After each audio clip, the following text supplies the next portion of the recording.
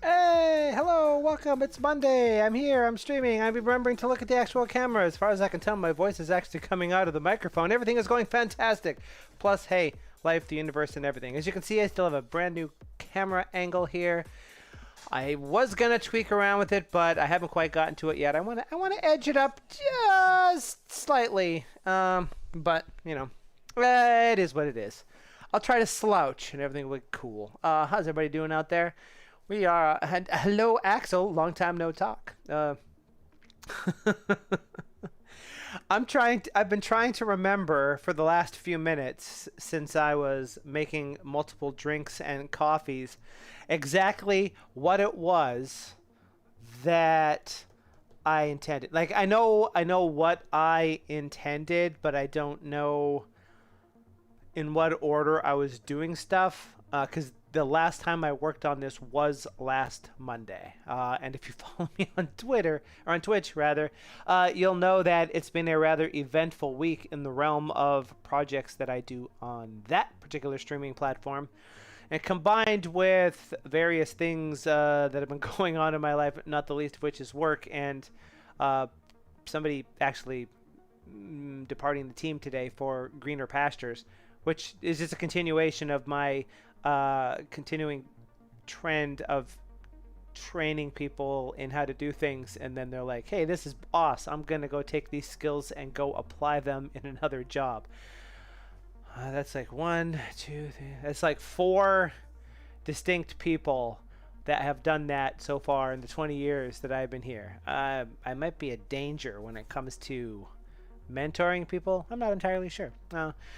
In any case, what we're going to be working on here tonight is some Python code, a nice, relaxing, non-Svelte kit related project, all things being equal.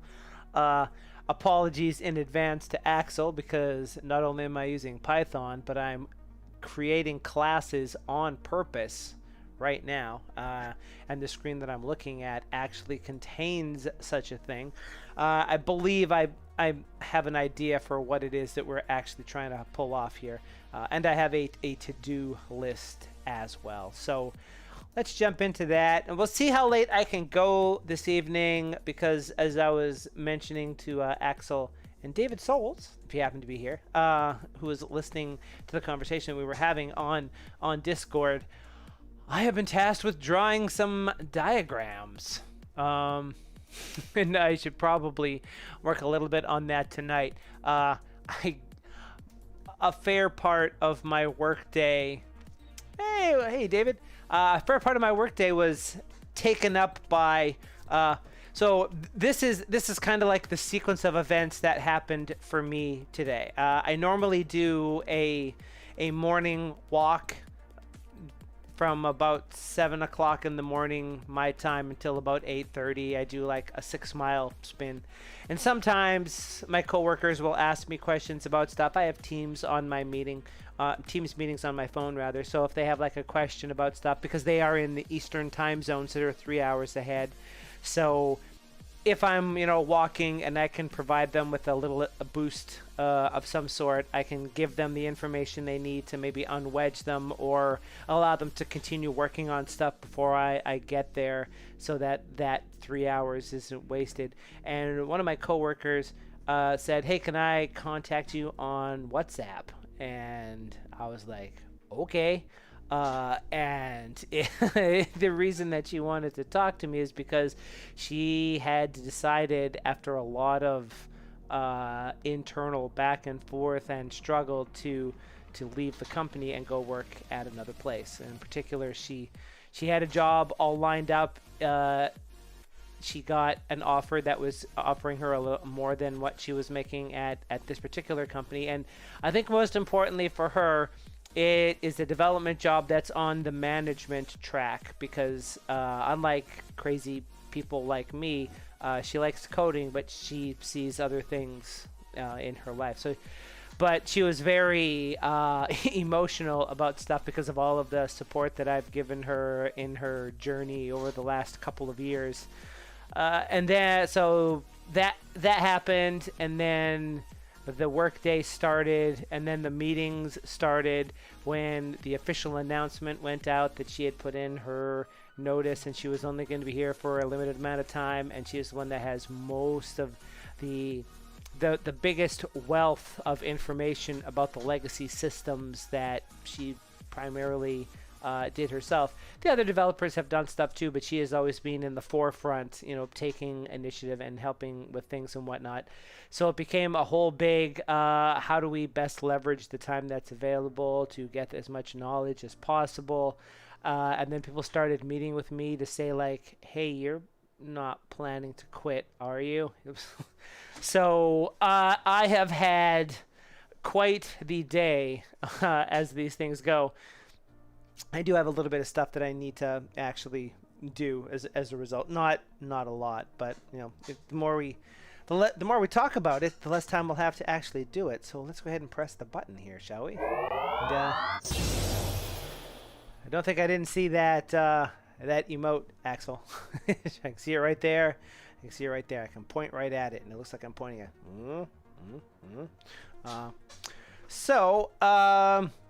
We have a list of stuff, and actually, we may try. I don't know how well that'll actually work. Probably not as great as it could, huh?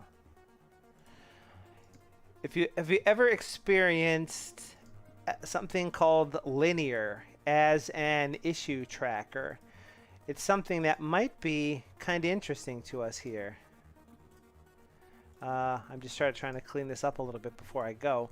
But as a reminder for what it is that we're working on here, Sublime Text has a system built in for expanding snippets, which are files that have any sort of content that you like and various variables and fields that allow you to expand out. It's named snippets of text, but well, I guess that verbiage actually applies.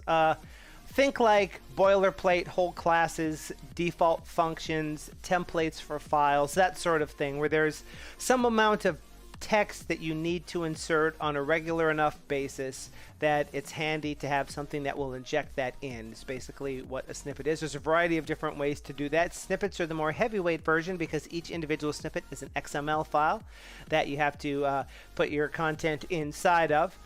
But it includes not only fields to allow you to jump your cursor around to various places and fill out boilerplate text, but also some variables that are built in, like the name of the current file and things of that nature. What is constantly asked is it possible to create your own custom variables in a snippet? For example, something like this. Date and clipboard, the two examples we have in our class right now, are things that aren't actually possible in snippets by default. And there actually is a command that underpins the insertion of snippets into the editor, but it requires you to insert the snippet by choosing it from the menu, like so. Right now, we're only seeing snippets that are available inside of XML files. Say, for example, we wanted to insert an XML style sheet. We can inject that particular text. You probably wouldn't do it inside of this. And there are some other variables in there, but what if we wanted to actually do these? That snippet command has the ability to specify any variables you like, But what you can't do is trigger them as part of the auto completion system. You always have to pick them from the command palette, or you have to bind them to a key, or have a plugin, otherwise inject them. Menu items is another way to do that very thing. You know, right click, choose a thing, and away you go. What we're actually working on here, and I can't demo it right now because it's horribly broken while we're busy fiddling around with the code, is being able to implement your very own variables, such as this one that will put the text in the that's currently in the clipboard into the snippet, which isn't something that's directly supported. The current date, including being able to insert date formats if you wanted the date to be in that format as opposed to the native format that you get when you do it that particular way. And what we're actually using to do this is some new functionality that was added in Sublime Text 4, which allows you to create a plugin that includes completions, and as a part of that operation, you can get it to execute a command when the snippet executes. So that gives us the ability to add in a fake snippet, an enhanced snippet, if you will, which when you invoke it, uses the built-in command to do all of the stuff that you would normally do with a snippet, including being able to pass in variables. And we had a version of that. It worked. If you watch through all of the episodes of this, we're currently on episode 4, I think.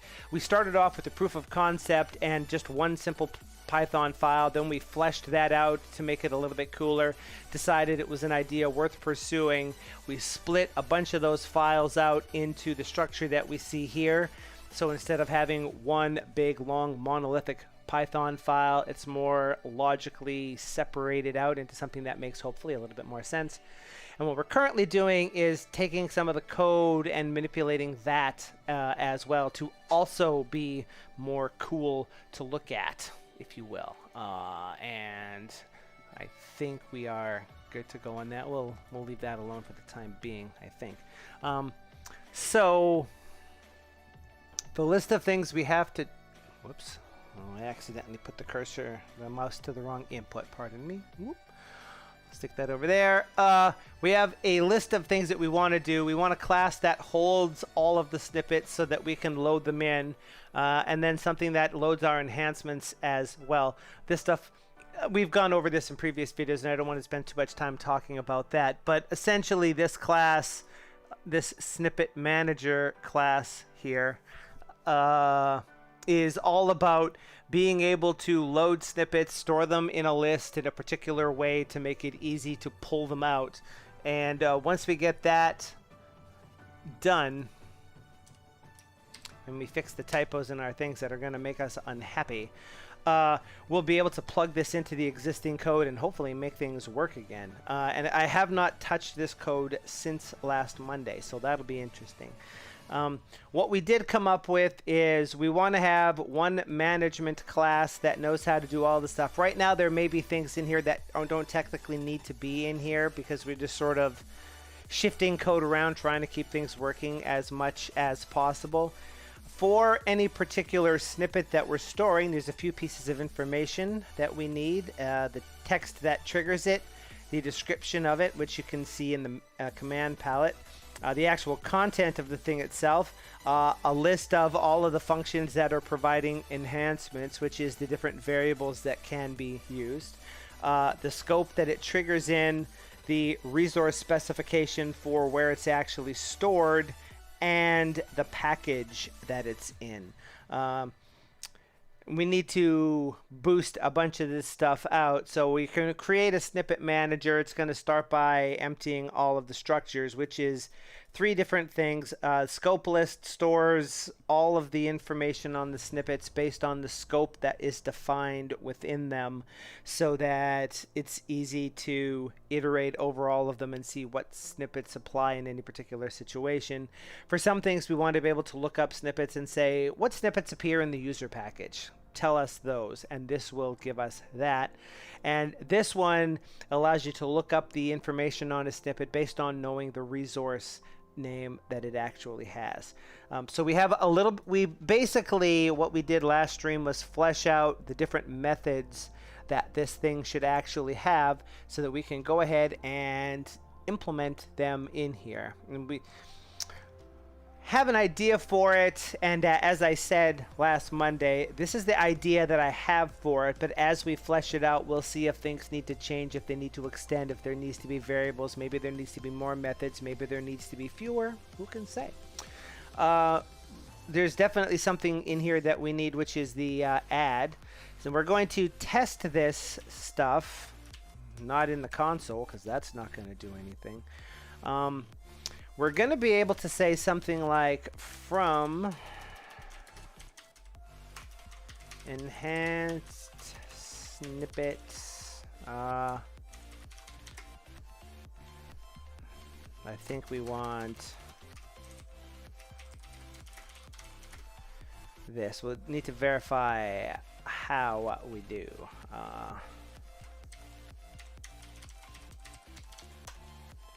That'll give us the class. Oops.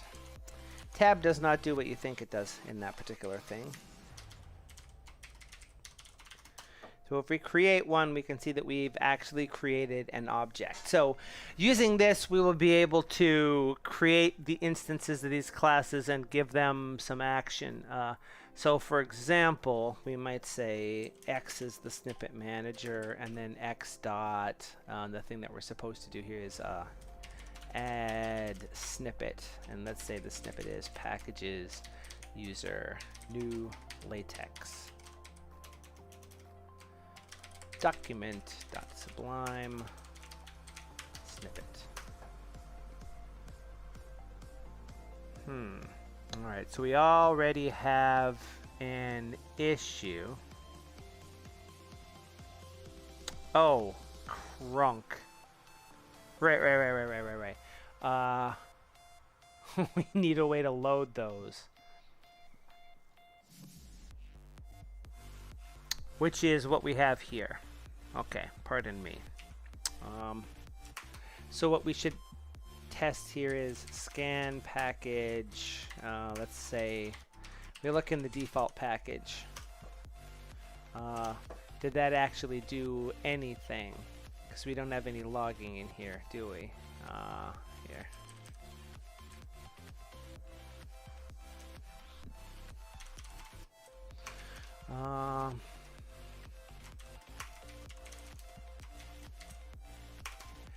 Snippet dot resource.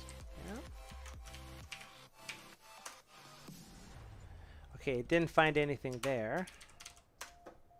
And there it did. All right, so we never really tested any of this stuff. We just sort of threw things in and away we went. So we're unhappy at line 191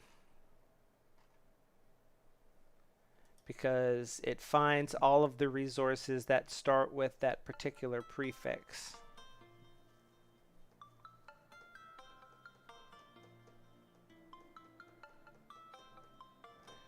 What are we unhappy about here?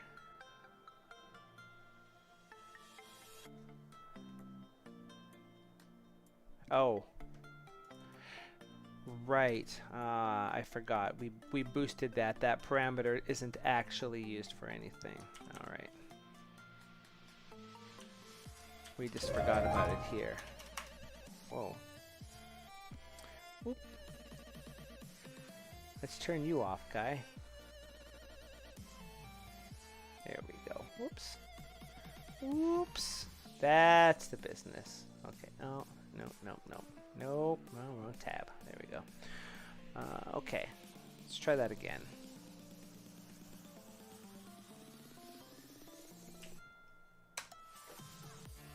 Oh, right.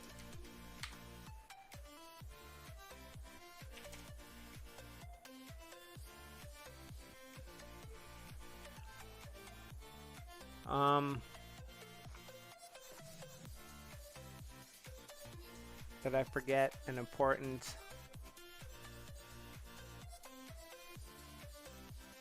Oh, no, I did not, but,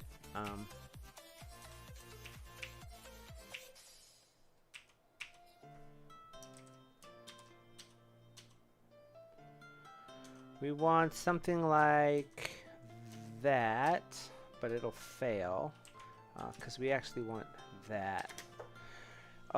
Import the new version of it, because that variable is still locked on the version of the class that existed before I modified the code. So that's why we see that part happening. So that is effectively loading all of the snippets. So assuming that this does something, this is also doing something, which is a fun way to think about that.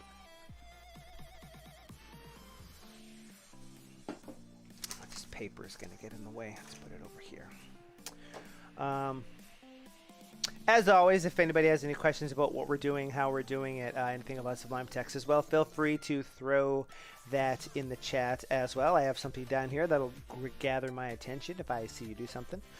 So if we take this directly as a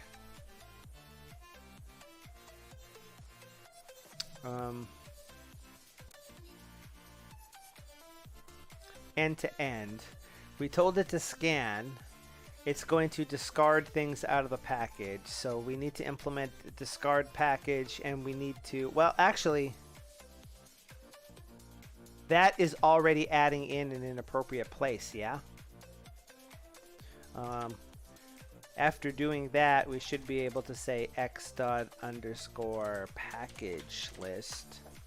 And what it's going to tell us is that there is a single snippet in the user package whose trigger is document, whose description is the one from the snippet with that as the content. No enhancers in it, which seems wrong. The scope that it applies to, and the resource file that it came from. So that works. Adding it to the scope list works. So if this was _ scope list, we see the exact same thing, only here the key is text.text.latex instead of user, because this one's keying things by, given this scope, these are the snippets that apply in it. Its enhancers list is still empty, which seems a little weird. And the resource list is also done. And in this particular case, the dictionary is keyed on the actual resource name, and then we get to see these snippets. So except for the part where the enhancers aren't in there the way that they're supposed to be, life is cool. And we actually have get completion classes anywhere in here. That could be the clue that we need. Let's do like a load. It does all that stuff. Let's trigger this. Oh.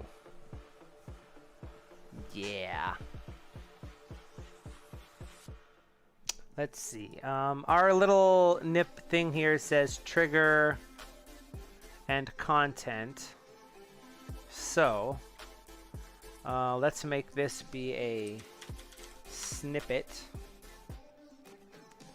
And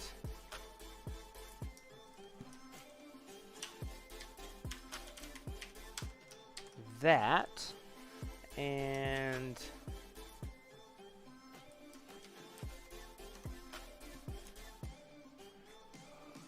I mean, I don't think it's necessarily required. I don't think that'll work any better than the other one did, but I kind of like it better as a situation. Oh, I haven't created it yet. Crap. All right, well, I guess we can't actually do that as much as it would please me to do so. Oh,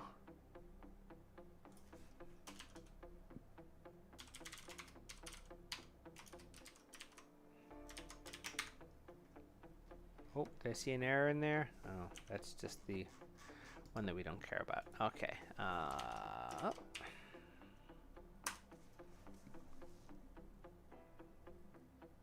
It has them, it's just not finding them. And that list is just getting out of freaking hand. We got to do something about that too.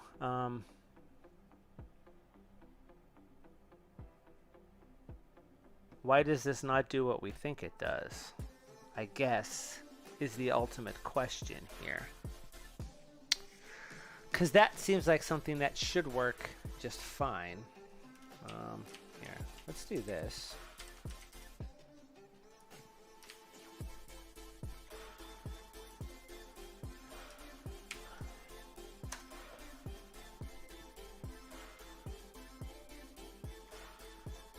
I think we need to make that thing smarter before we can continue with anything else, because it's going to drive me insane otherwise.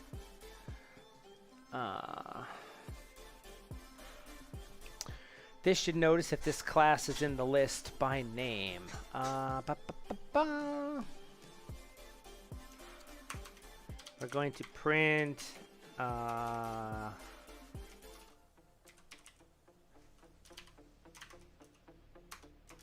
we're going to call that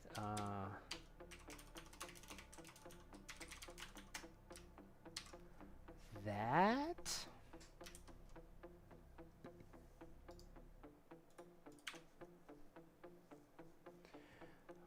Oh, we can actually see it throwing some stuff out there. Add snippet extensions, insert date, clipboard snippet, and insert date snippet. The problem that we have here is the way that automatic package reloader reloads the package. It keeps loading the same module over and over and over again, and every time that happens, this list gets bumped. So what we need to do is check this list of classes. Hey, G-Bound, hello. Welcome, sir.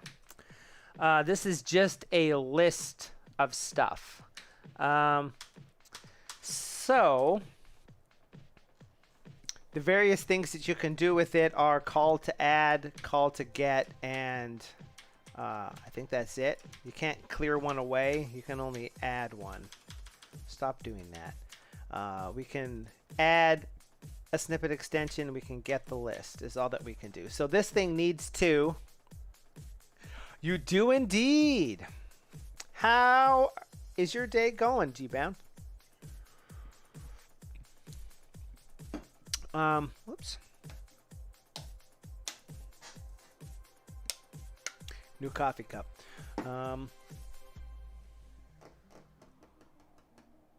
We need to. Oh balls. Hang on. Bob. Oh, sorry. X dot name works just as good. X dot class dot name will get us the thing we want. Is that kind of like the stuff that Axel was talking about yesterday in the stream?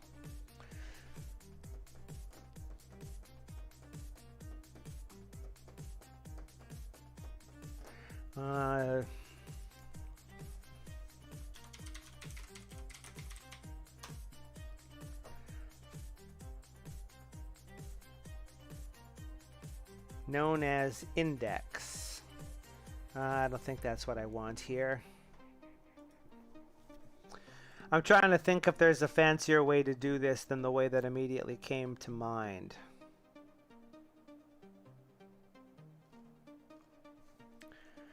It's not an in. It's something like that. Yeah. What I need to do is get the index of the first occurrence of a thing so I can replace it. This is the first thing that came to mind. But we actually need to know something like that.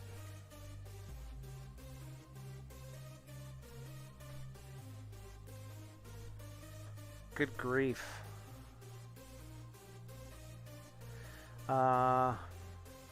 Oh, right, because enumerate returns the index and the thing.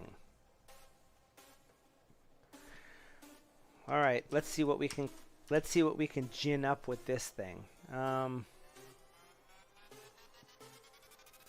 Where's this actually invoked? First of all, here.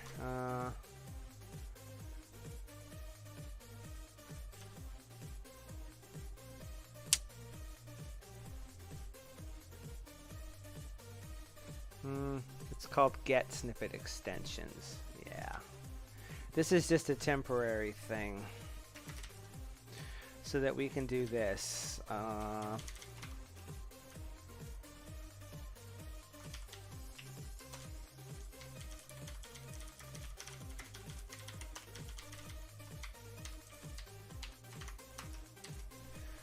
Clear this, and then we can easily see the list of items that are in here.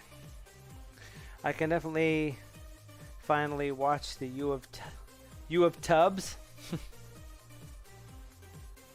Hey, cool! I'm assuming that you meant U of tubes and not U of tubs, and you're not calling me a fatty, even though I may well be. 7 Mile walks notwithstanding, there's also a cookie in the kitchen with my name on it right now. The problem here that you can see as we're doing this is that every time this thing gets called, whenever this module gets loaded completely, this code executes, and because of a quirk of the way that automatic package reloader, an add-on package for Sublime, reloads packages, the first time that it happens, it has just the things that we want in it, and then it reloads the same file again, and as a result, that gets, boosted up to 4, and then the next time it has 6, because it totally reloads the I'm just joshing you, G-Bound. So what we're trying to do here is say, if this thing already exists in the list, replace it, because you can see that there are multiple different versions of this, and they have different addresses in memory, because every time it's invoked, it's creating a new one. That's not the sort of thing that happens when the plugin loads naturally. So if I was to do something like this, for example, and we look back through the pile, when the plugin loads naturally, we only see the 2 items there. And if I open this file and save it, triggering a reload, our reload of it also reloads it in a way that there's 2. Pardon me. This is a... Hey, Ashwin, hello! This is sort of a quirk of how automatic package reloader does stuff, which is mildly irritating, but not the worst thing in the world. So our goal is to have the automatic package reloader version, when it loads, always have only the 2 items in there and not all of them. So I gotta copy this bit of nonsense. I would not say I would say index and E for enumerating the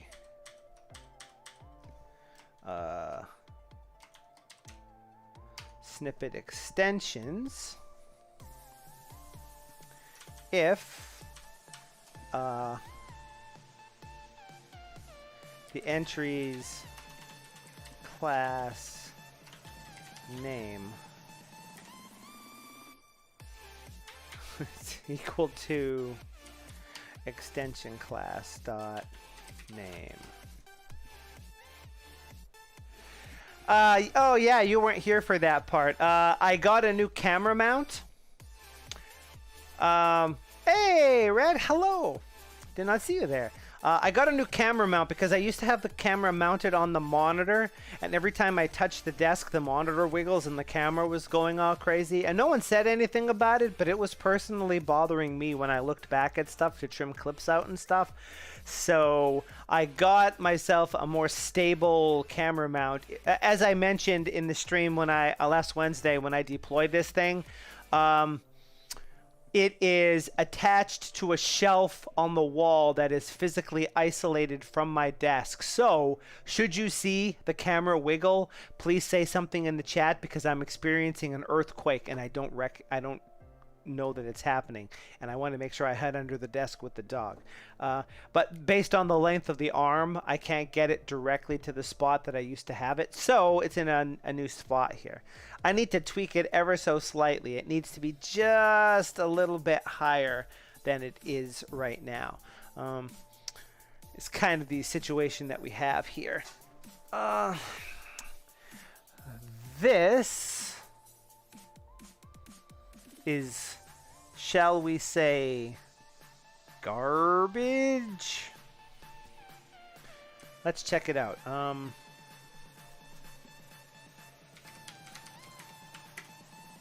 Because we're probably going to end up with more than one of these things as things go.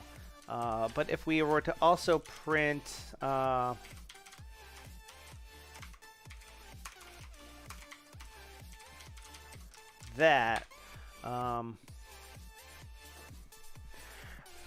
the very first time, it's the first thing, it's the 0th thing in the list, then it's the first thing in the list, then it's the first and third, and then it's those ones there, for each of those individual alternating things as it goes.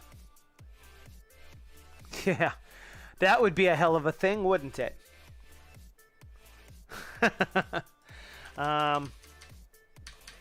So first of all, we might do something like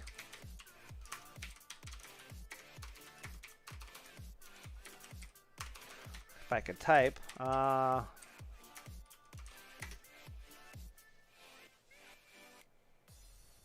this.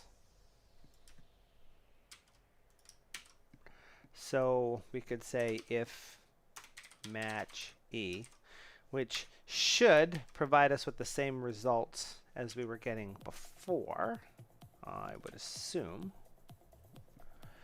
And then we also assume that we're only ever going to see one of these things.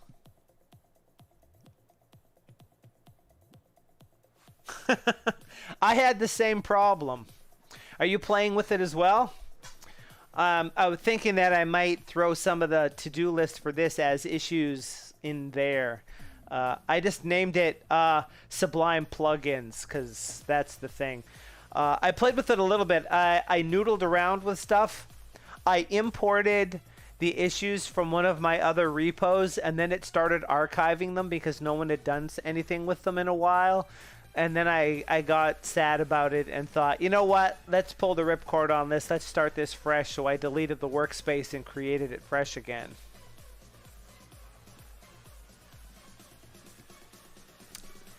Yeah, it's kind of a weird circumstance, isn't it?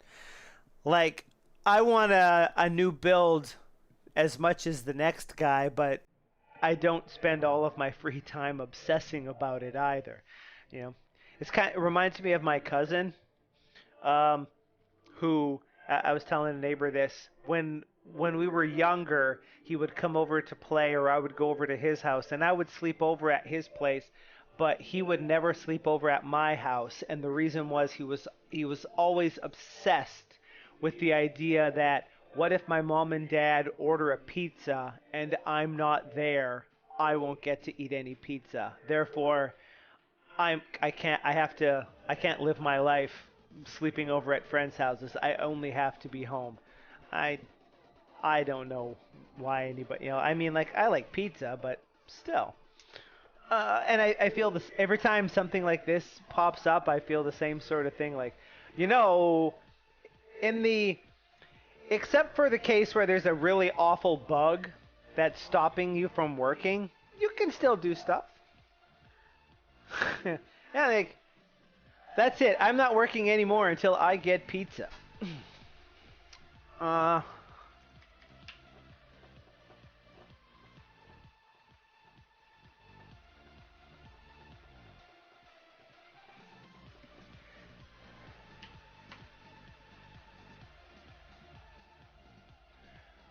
Yeah, generally speaking.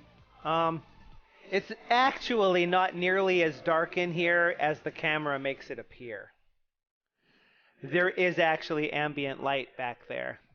It just doesn't look like it from this one because the two lights that I have on me are so bright by comparison. But I am known to, like, I have a lamp here on my desk.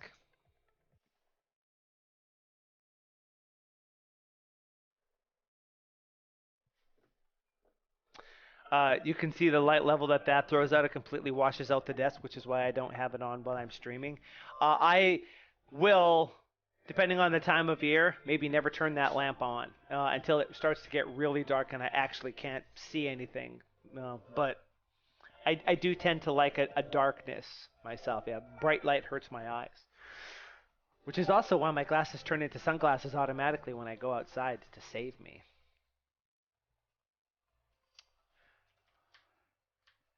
All right, so here's what we're gonna do. Um, Not JavaScript.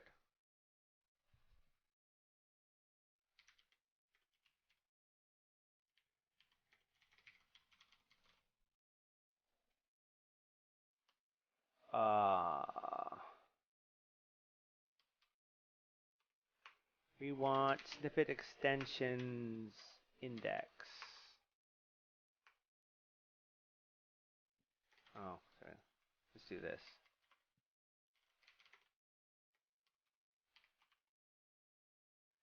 And then we can put that here and here. Whoops. Sorry. Now every time that loads, no matter how many times it loads, there's only two of them in there. Oh man! Really? Wait, where are you looking for them? Are you playing with its Kanban or just in the display in general? I used to like subtasks until we started using Jira, and now I hate them with the burning passion of 1,000 supernovas. Because based on, I don't know if it's a Jira specific thing or a company configuration thing, every task automatically has 6 useless subtasks in it automatically.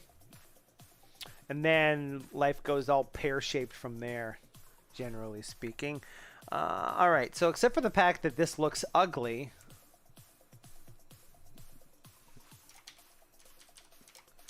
how do we sweeten this up?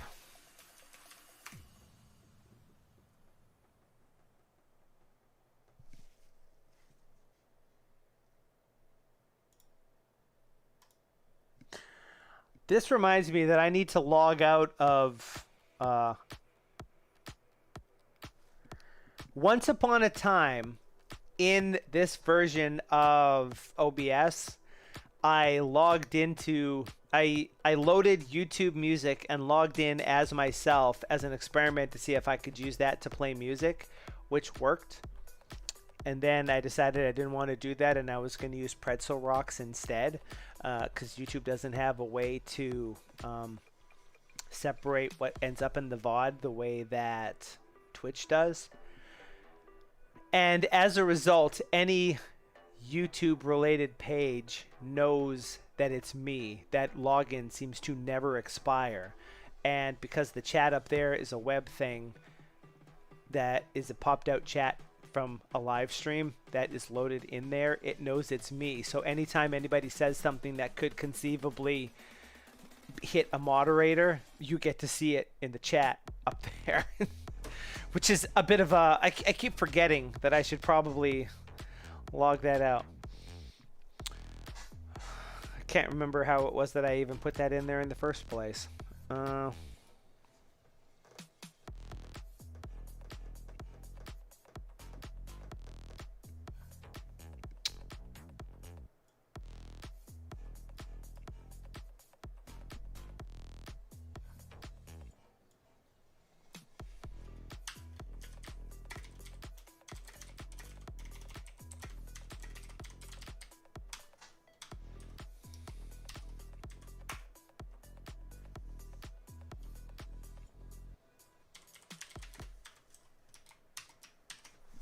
How does that look to us?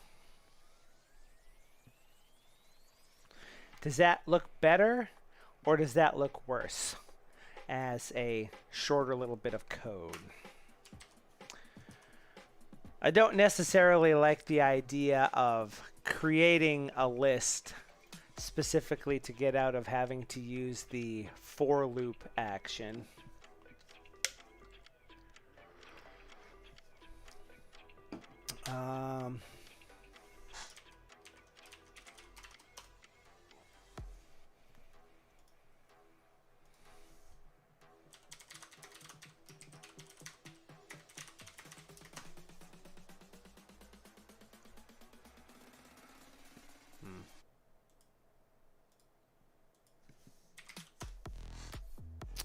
That's not what I meant to do.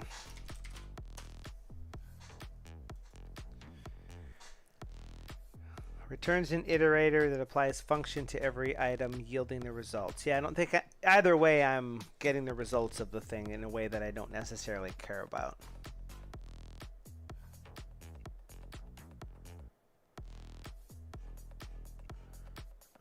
So let's not worry about that for the time being.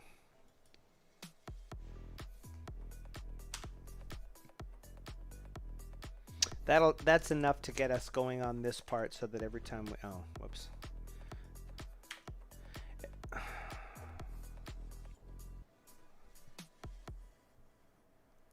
Oh, really? That doesn't work? Well, balls.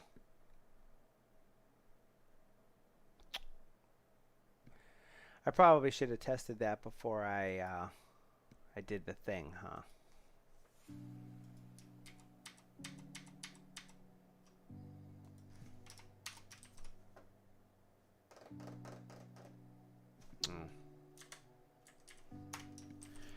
There's really only ever going to be one of these anyway. If we do this correctly. The other thing that we could do is actually store these in here in a different way. So they're keyed by their name.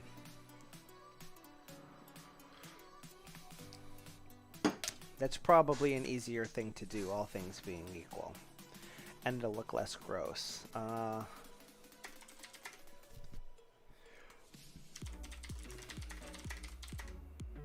Keyed based on their class names.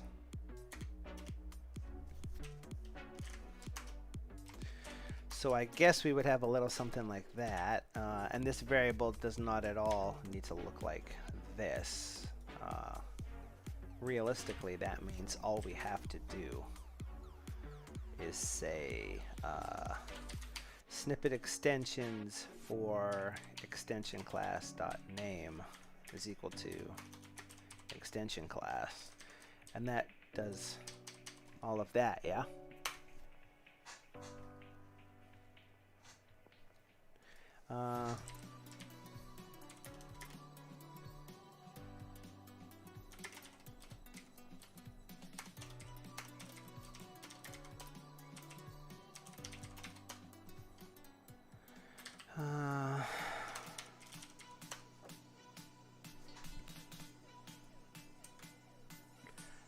So this can return that, and in theory everything continues to work, but it's a whole lot less gross. Except for the part where that's not a list, if we cared that it was addict values and not something else, right? But nevertheless, sometimes the simplest solutions are the best, you know? So I'm happy with that. Let's come back over to this bit. Why is this top level, actually? Because it doesn't seem like it should be now.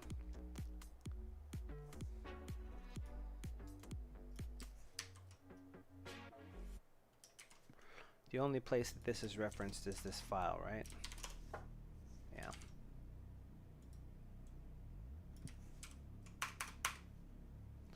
One, two, there. Throw it down here. Ah, you son of a bitch.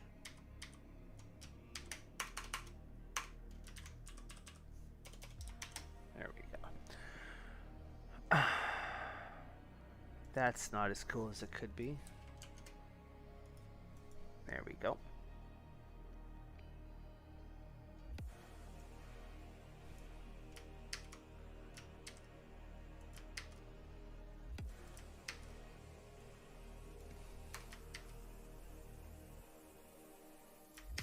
Got that. Got that. We got that. Alright. That also should work identically. Nice separation of concerns there.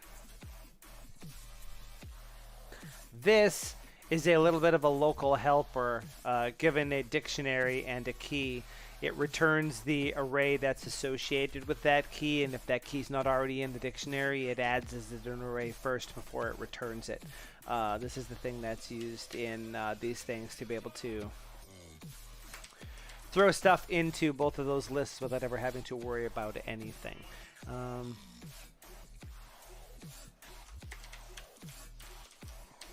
Well, something like, yeah, this no longer has prints in it, so that'll be a lot cooler, theoretically.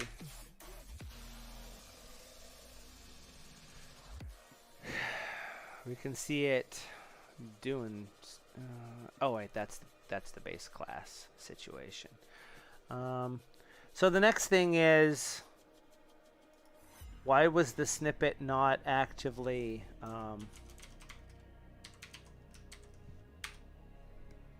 having a list of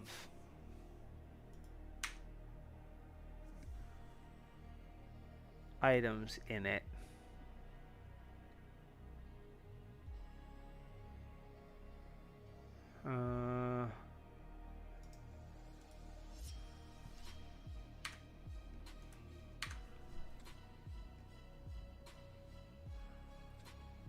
Oh, right, because we're not actually testing that part yet. Derp.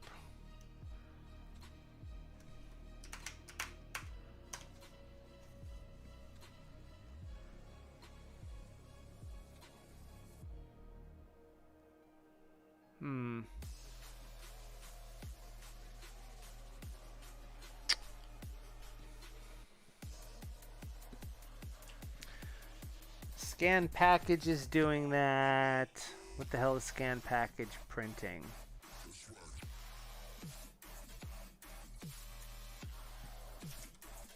Put so much debug logic in there, I can't remember what the hell it was that I actually did. So we see it finding the enhancement, or sorry, checking the enhancements. Basically, that print isn't happening like one might expect it to.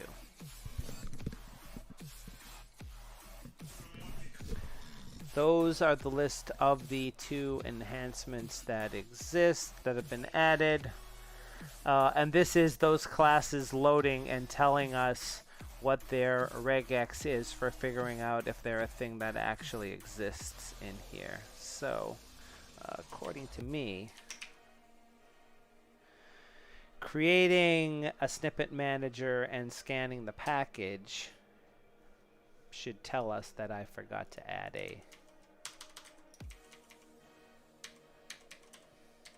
self on that when I loaded it. Really?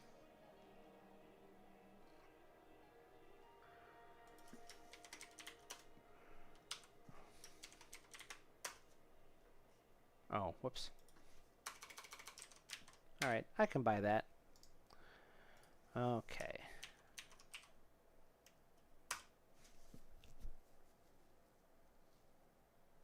Oh, crap.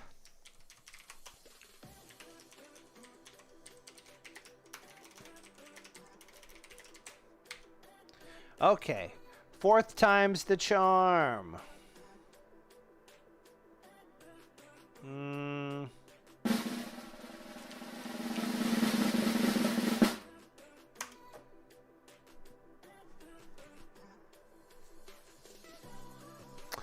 that a success? Success!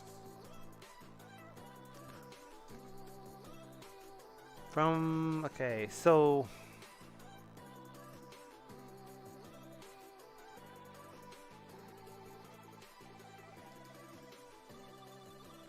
I can't turn word wrap on and off in the console now, and it makes me sad.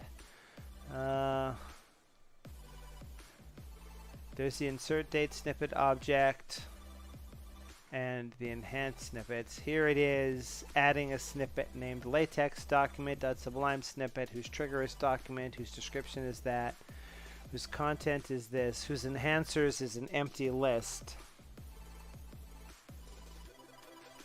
Why is that the case? And why is this getting printed so frequently? What the hell is actually still printing that? Did we not remove?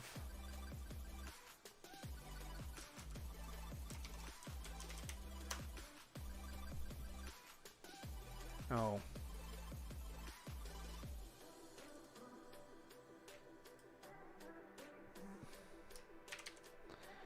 Let's turn that off for the time being.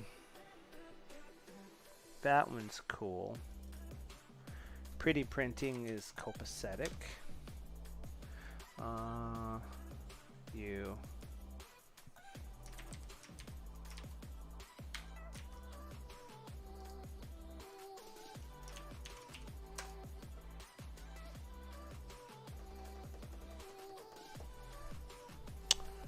All right.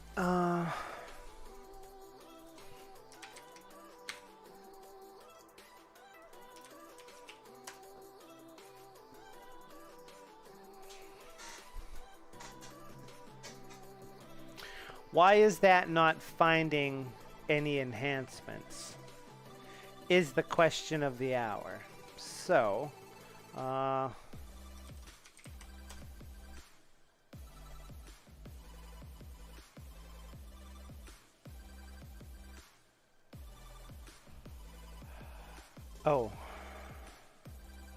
because it's always an empty list. Get the list of potential enhancements we can make to this snippet, which is based on the snippet content itself.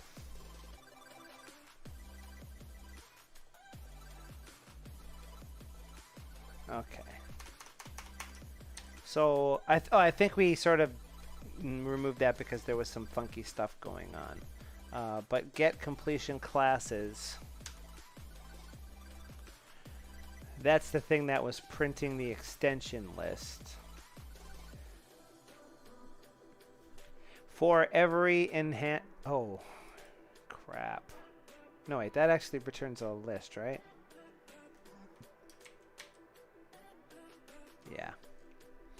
For every enhancer, if it's applicable, print it. Alright, so that's probably copacetic, if I had to guess.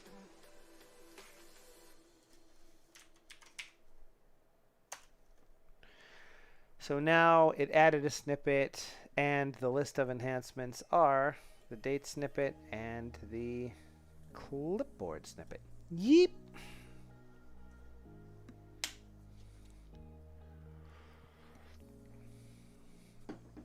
Here, let's add an item in here.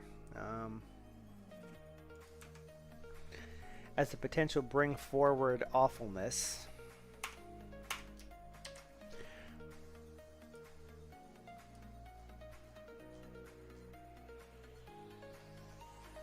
Let's add in an item here.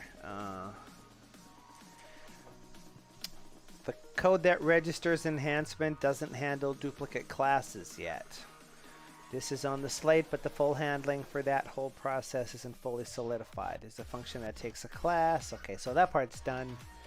This needs to trigger a rescan of all snippets whenever the list changes. Ah, okay. So I do have an item in here for that, but we're going to take this part.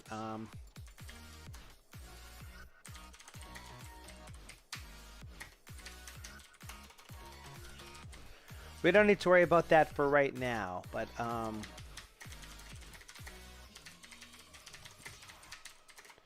changes either because a new item was added or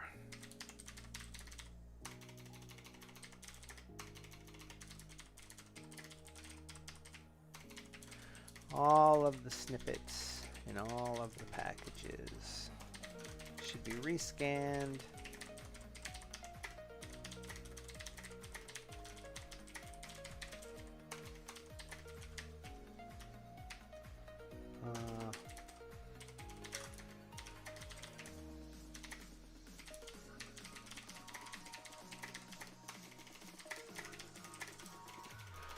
We need to change the instance.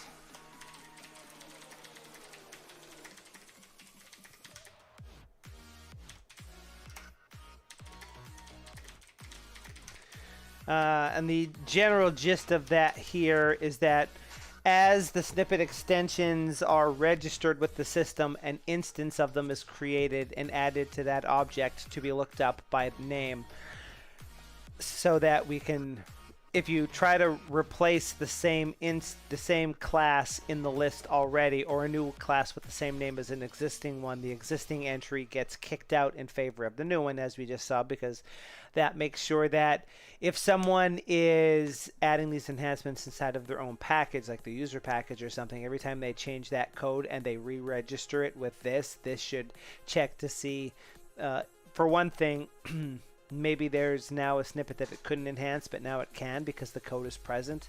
And that snippet object stores the list of instances that apply to it at the time it was created. So if you change the value of one without rescanning, despite the fact that the code is updated, the instance of the object you have is still based on the old code, and you wouldn't notice those changes. And that's the sort of thing that will mess with your noodle.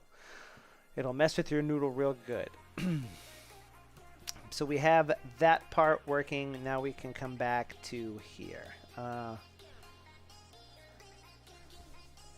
And in particular, we want to do that on a debounce timer, right? When we do that, we want to schedule a refresh to happen, but we want to let that stew for a second or two before we do it in case something else happens that also makes us want to do a rescan, so we don't just keep rescanning over and over and over and over again. That doesn't seem like a copacetic thing to do. So based on this, that is definitely implemented, and scan is definitely implemented. And this scan scans all snippets everywhere. This one constrains the list to only those snippets that start with a particular package name.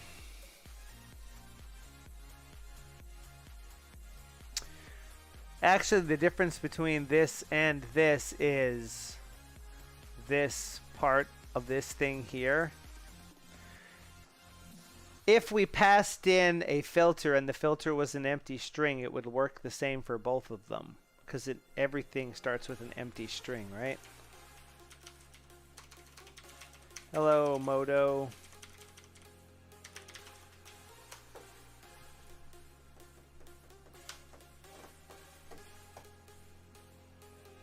This is where we do something like this.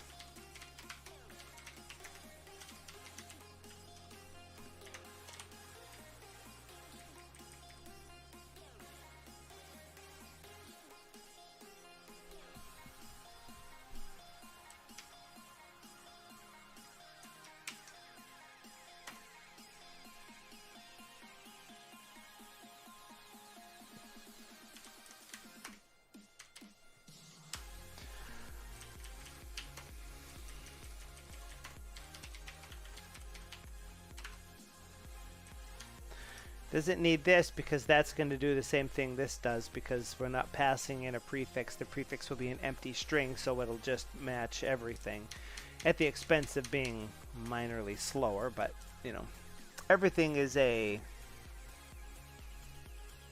battlefield here. And this time the code that we put in there is this.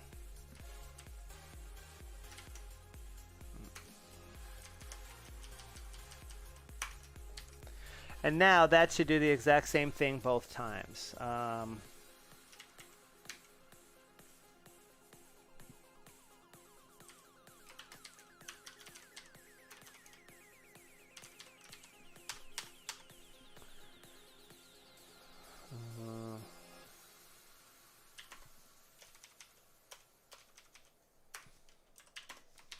Find and scan all snippets that are known to the package system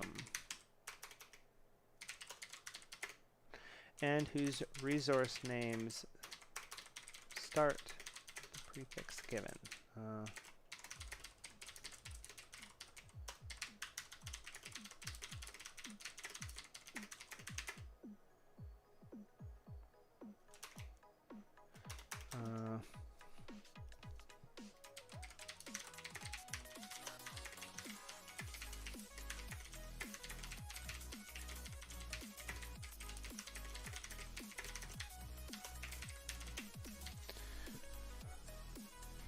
I tend to like to put these things into the general area where they work. So this one is private to this class and does all of the scanning, which makes both of these messages, both of these things rather, be a lot smaller and tighter.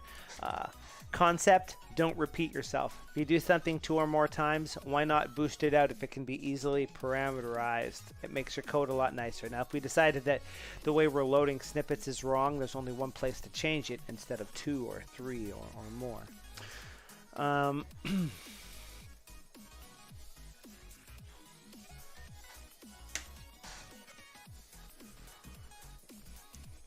Let's leave the discards till last because we need to make sure that everything else is working before we care about tossing anything away. So initially it starts by discarding everything, and the first thing what discard everything does is set the member variables to the default values. So this saves us from having those values set here and then also having a discard that actually causes the lists to be changed. And since these are items that are private to us, we can just replace these objects with impunity as opposed to trying to do something like just empty them of keys and values in case something cached them so they can fiddle with it later. These are for our internal use. Hands off, Jack, is kind of the idea that we have going here. Given a resource name, check to see if the snippet is known to the system currently. We're going to not worry about all of those. So if we were given a snippet, we will add it, we'll print it, it'll be stored in the resource list, keyed on its name, and in the scope list and the package list, it will be a a key based on the scope or package, depending on which one of those it is, and it'll add the snippet to that particular list. What we don't have is a way to replace an existing snippet, but I don't think we care about that at the moment. So this internal helper will find all of the snippets and load every one that starts with the prefix that you provide. If it's there, it tries to load it, and if that actually works, it's added. Now remember, this scans the snippet, loads it, but if it doesn't seem like it has any enhancements, it just returns none because we don't care to enhance an already perfectly fine snippet is essentially the case. Scan scans all of the packages, so it discards everything, and then it scans for all snippets because there's not a prefix added. And here, if we scan in a particular package name, we discard only the snippets for that package and then scan only items who start with packages and that. So here we go. Given a scope selector, return back a list of all of the snippets that match this particular selector. This is the part that's going to be fun. That's going to give us that.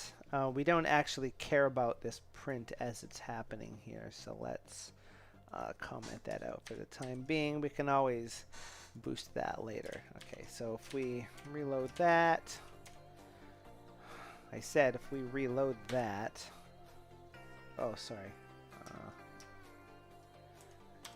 that part we want, that part we don't, pardon me. We need to know, we want to know that it's adding a snippet. We don't necessarily care that what the internals of the thing look like, essentially. So there it is, scanning the user package. That's the thing that it finds. If we scan the Python package, it's not going to find any. The only thing that has any right now is the user package, and it finds the one enhanced snippet. And that is in the thing labeled X. That is our enhanced snippet manager. So if we did something like, let's tweak these. X dot matching package default, for example. Return self dot underscore underscore package list dot get package name and an empty list. Simple enough little bit of business. If we reload that file, do that, and say what snippets match default? None. Which snippets match user? That one does. So that's finished.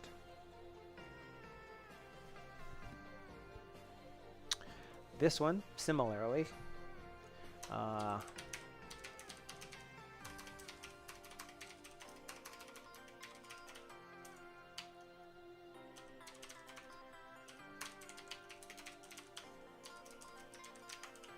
So here, reload that, pull that in, x dot matching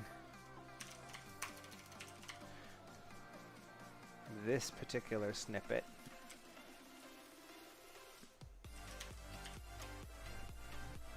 And we find it, so that part's cool.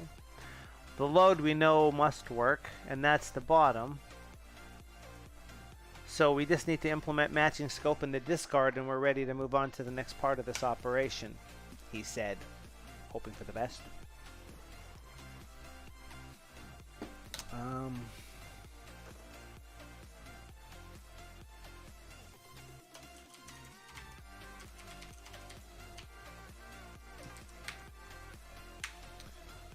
Let's double check the content of this. It should be a dictionary with scopes as keys, yeah?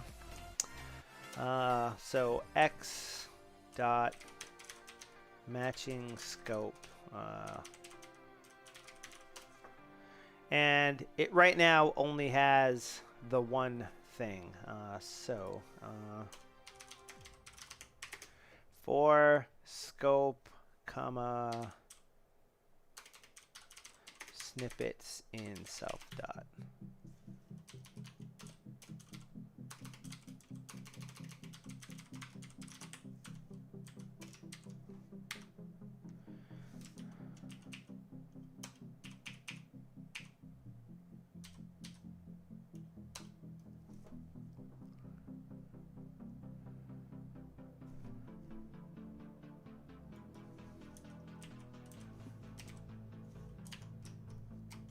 I believe we want something like that.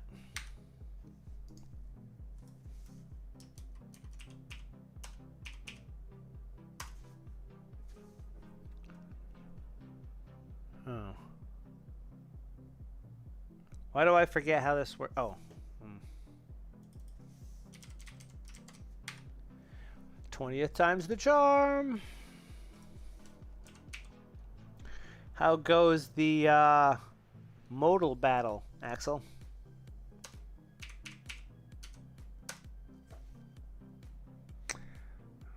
Okay.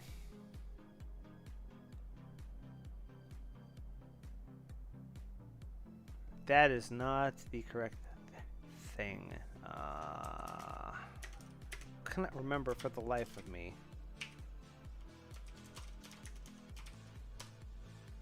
Go away.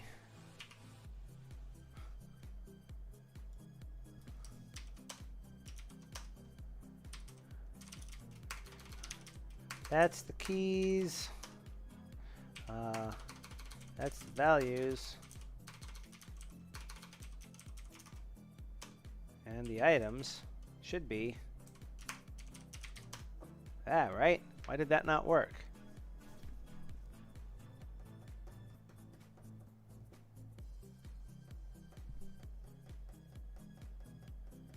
Neat. Here's a pre-drum roll for you.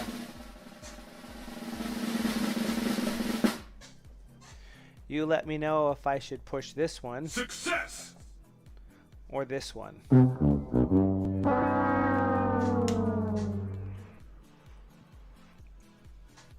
Are we full prices right on this bad boy?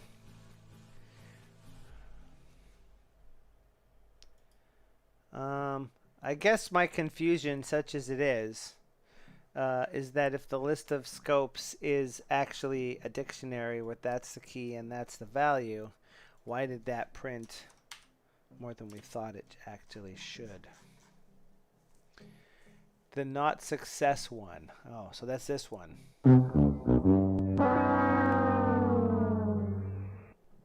See also this.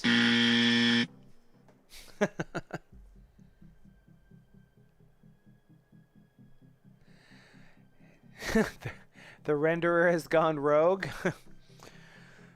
I can't remember if I did that, so whoops. Let's do it again. What did I do?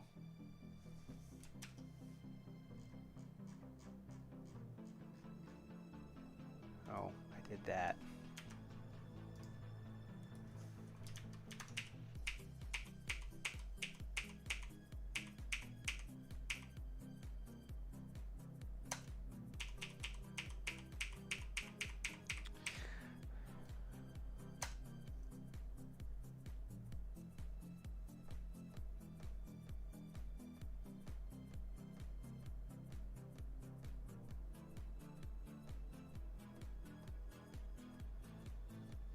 Oh, never mind. I'm going to give one of those to myself.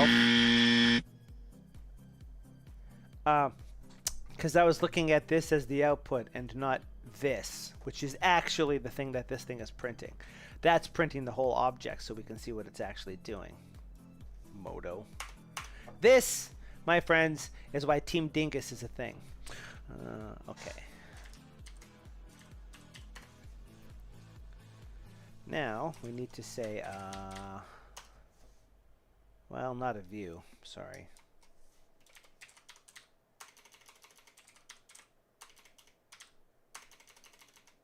Whoops. That one.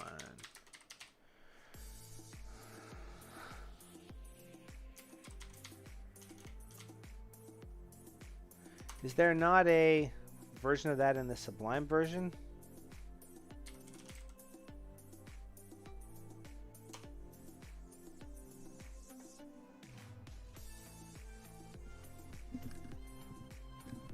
I could have swore.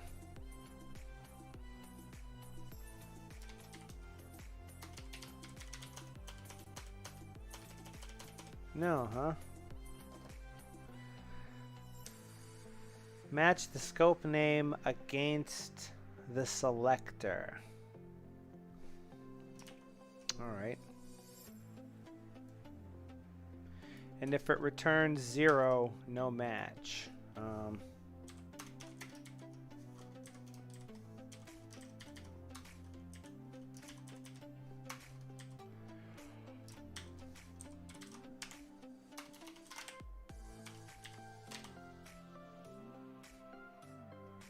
Oh.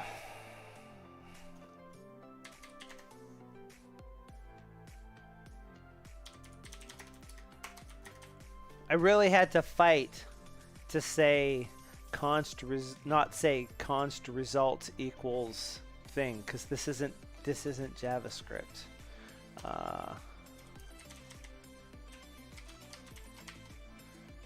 Is it append or extend? It's extend, isn't it? It's probably append because I said that. Always quadruple guess yourself.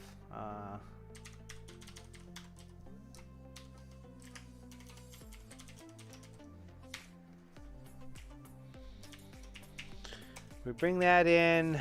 What matches text plain? Nothing. What matches text?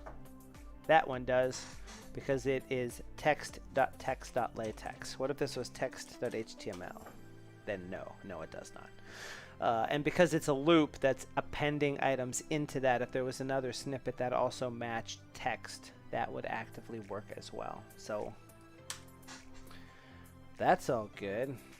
We have it loading the snippet, we have it matching on a resource name, matching on a package name, matching on a scope selector, scanning all of the existing packages, scanning only a particular package, scanning everything, inherently scanning for snippets privately by doing the actual work of doing stuff, adding a snippet to the library, which realistically doesn't need that to be printed every time.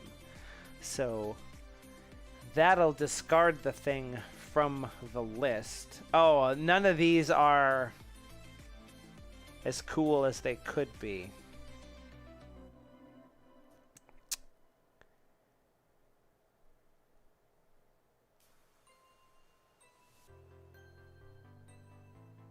Yeah.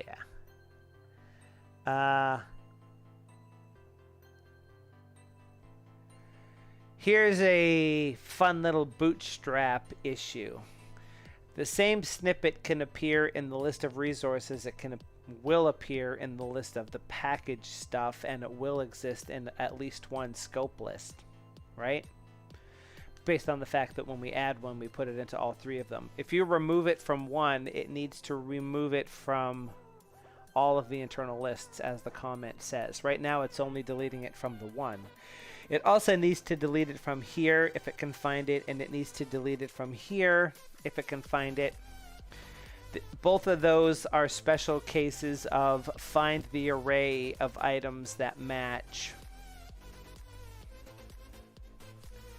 and then delete all of them. So for delete scope, it would find all of the entries that match this and one by one kick them out, which means it's going to have to invoke this. This needs to remove things from all the lists, but this needs to access the lists. This is going to get real unhappy real fast, isn't it? It really doesn't like me using shared variables to store things to render. Actual compiler error? That's an interesting turn of events.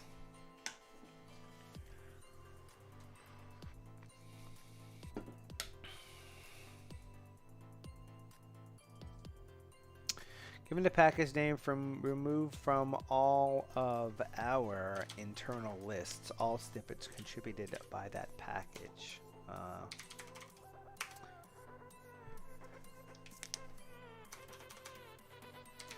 Snippets is equal to self._ package list.get package name and an empty array.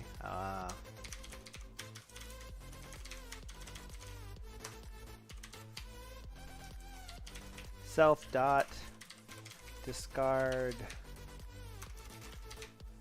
snippet.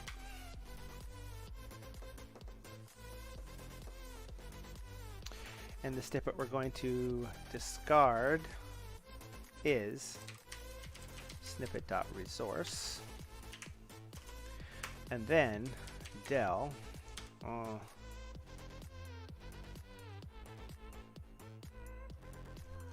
sorry, we need to change that.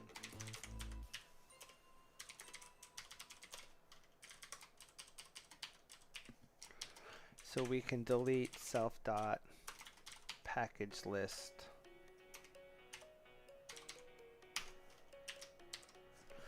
So it'll look something like that, right? If you want to discard all of the snippets that are contributed by a particular package, then it should get the list of all of them, returning none if that package actually isn't in the list. Then, if it actually found any snippets to do something with, for each one, call discard snippet on the resource, which will cause it to do stuff. Because as this says, it removes things from all internal lists. And the last thing we do here is kick it out of that particular list.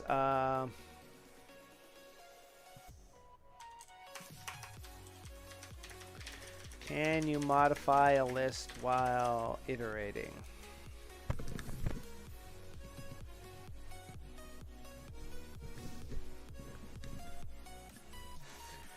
Use the secondary list to store the items you want to act upon and execute that logic in the loop. So that makes sense, because probably what we would actually do in there is create a new list that's filtered from the list that already is in there so that it doesn't have particular items in it, and then just assign those back to the appropriate location. So the other thing that's iterating over them doesn't care one way or the other. Where that may potentially get us into trouble is pruning away items that no longer are needed. No, actually no, because the way we're doing that, we don't actually care about that.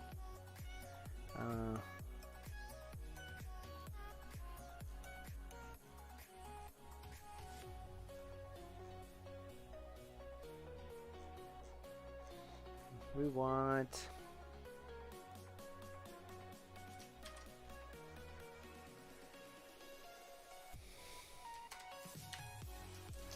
How dare you?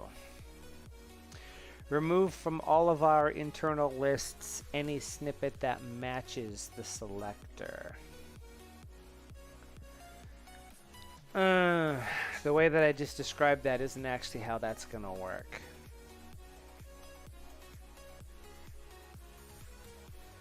This one doesn't matter because it's throwing away everything. This one might matter because depending on how you provide the scope, it might delete. I think it might delete some and not others, right? If the scope list is keyed to have text.plain and text.html, then deleting the selector of just text needs to do something with both of the lists, which is why this needs to iterate over all of the items and then say, does this one match? Yes. We need to remove all matching items from.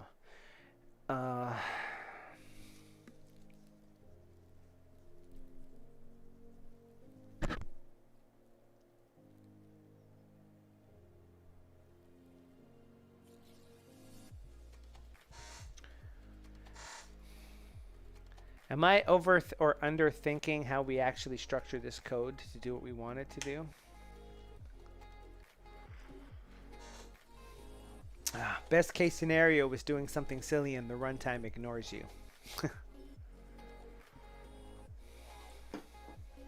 Right?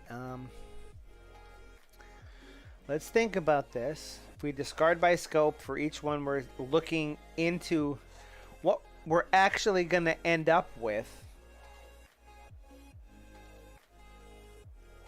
is...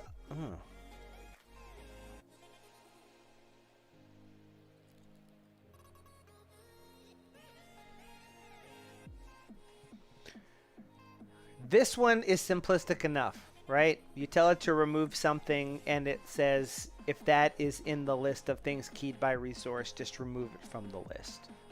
Unfortunately, the same snippet's going to be in multiple places. So something here needs to throw things out of a particular list as well. So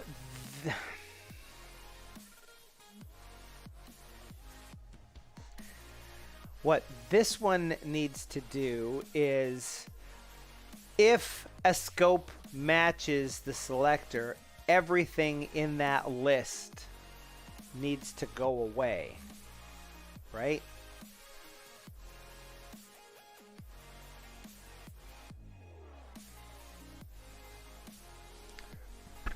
So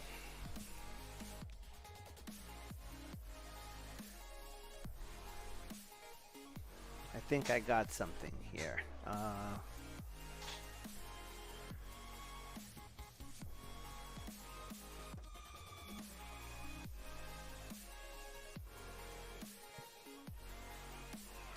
This is the ODAT nerd thinking face.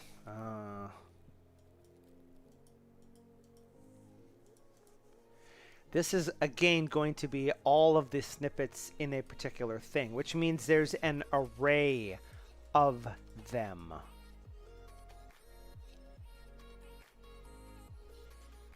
So realistically, no, this doesn't need to... It needs to discard it from that list, but to... Oh, no, it does, because it needs to cross-mogenate the lists. Our lists need to cross-mogenate with each other. I'm getting caught up on the idea that if you called discard scope, for each one it found in the list, it would have a complete list of snippets that it doesn't need, and it can just delete that whole key.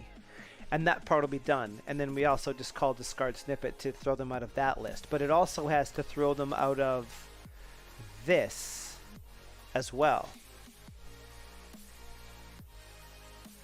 Yeah, it's a technical term. The mogenation needs to be cross, as opposed to just regular mogenation, which is linear.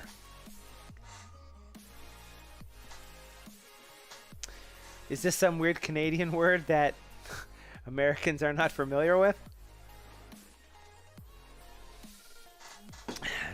Now I'm curious.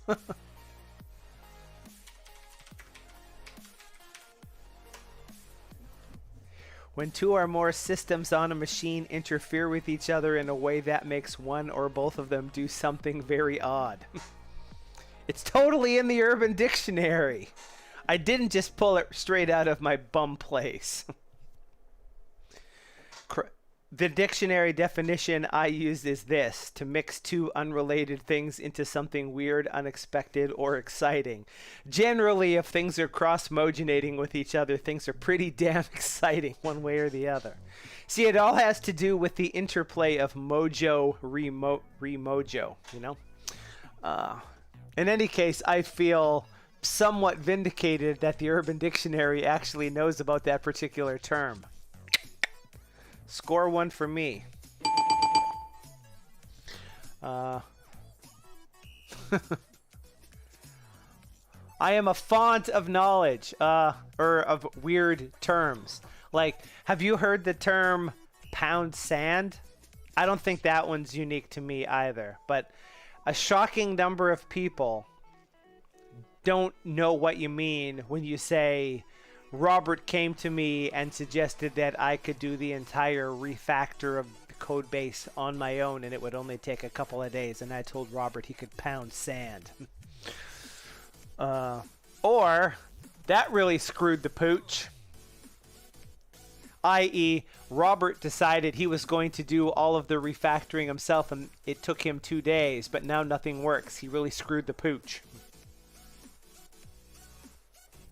Yeah, I've already gone over how I'm an old man, okay? And it's for reasons just like this, you whippersnapper.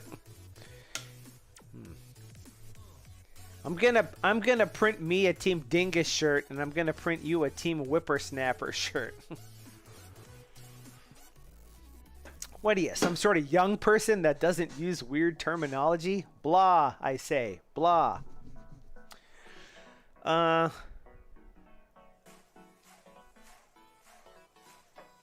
Now again, am I overthinking this? This deletes things from this list. We actually, if we call this, we don't want this snippet to also appear in these lists.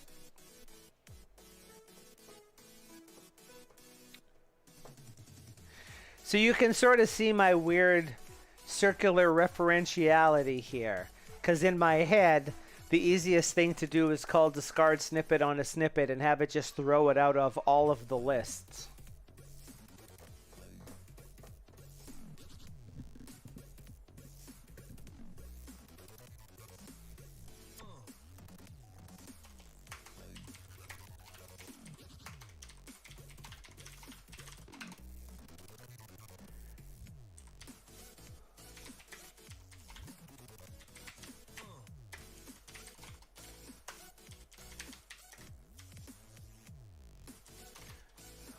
I want to do this, but I don't think that actually works in Python.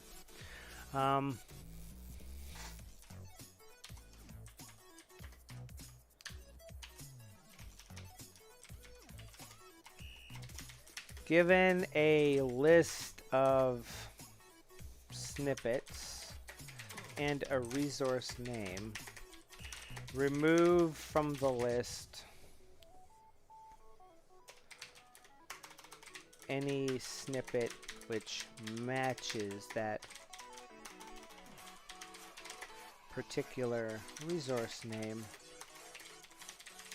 Returning back, what, the modified list?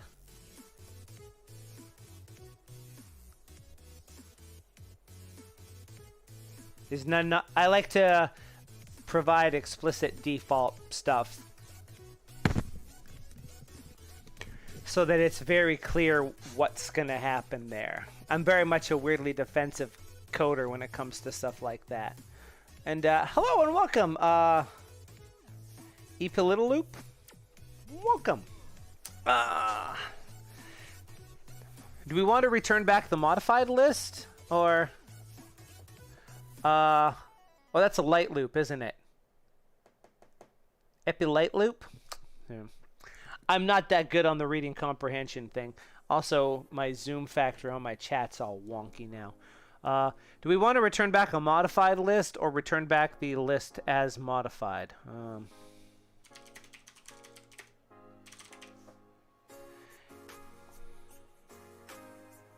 Probably something like that, yeah?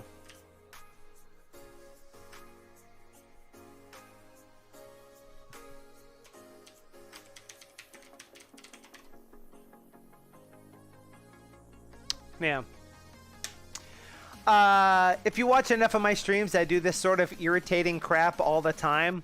I will say in JavaScript, if a thing equals true, or equals true, or equals false, I don't like to just, in JavaScript, I don't like to say if Bob. I like to say if Bob is equal to true, so it's very explicit what it's doing, because I detest the interrobang, the exclamation point as a negation operator. I find it incredibly hard to read and easy to skip over. Don't have that problem in Python because it's a different operator. You know, you use the word not instead. So if you're going to always do something that compares to false, then I also compare it to true so that everything lines up, and it pisses people off like you wouldn't believe. But on the other hand, so does the amount of comments that I write in the code that I'm creating as well. All I know for sure is when I look at a thing, I want to be able to make sure that my dumb old man brain can totally understand what the thing is. Or, if you will, a thing that's nicely, coolly distinct and clear is all well and good, but not if it's a detriment to readability. And maybe I'm sort of guarding against the fact that sometimes I work with people that for which things aren't as clear as they could be at times, because I'm the only one that knows Python on the team.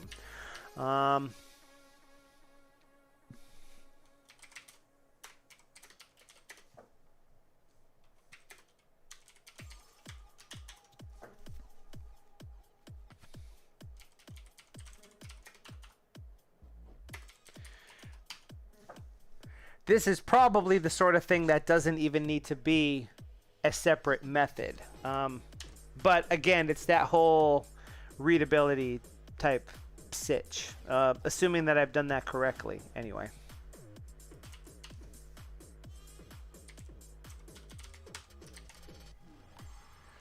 Oh. What's the good news? I have my finger poised over the button axle. Good news, everyone. Sweet zombie Jesus. Here it comes. You know what? Let's give you one of these. You remember that weirdness you had with Svelte firing off reactive things on first render? Yes. Yes, I do. Does it still do that now that the entire thing has been completely flip-flopped around? Is the question of the hour.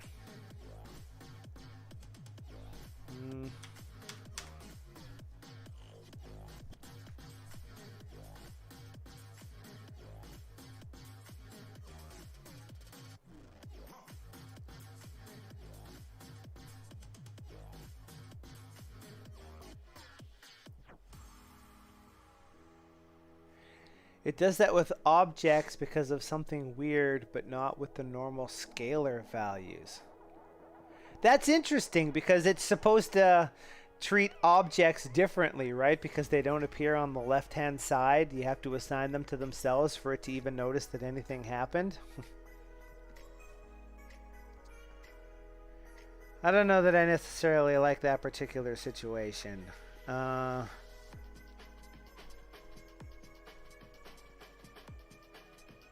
I fear duplication is what I fear.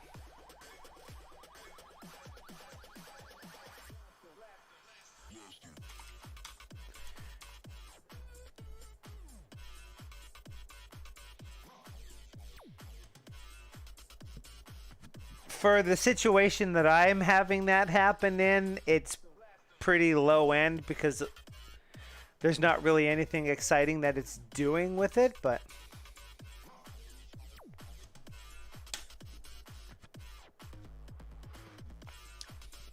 the theory about this particular thing is that given a list of items, it'll return back a list filtered for everything for which the resource name isn't that one, so you end up with a whole new list.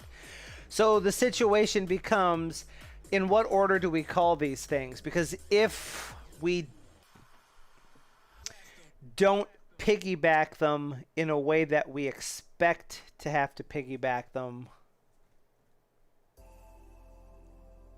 Saw this live in my feed in which you are because you once helped me with Sublime. Sure. What we are currently working on, and if we weren't in the middle of completely refactoring the entire code base such that it doesn't actually work at the moment, what we are doing is creating an enhancement to the snippet system. I think it doesn't work at the moment, right? Oh, let's double check because maybe I kept stuff mostly working.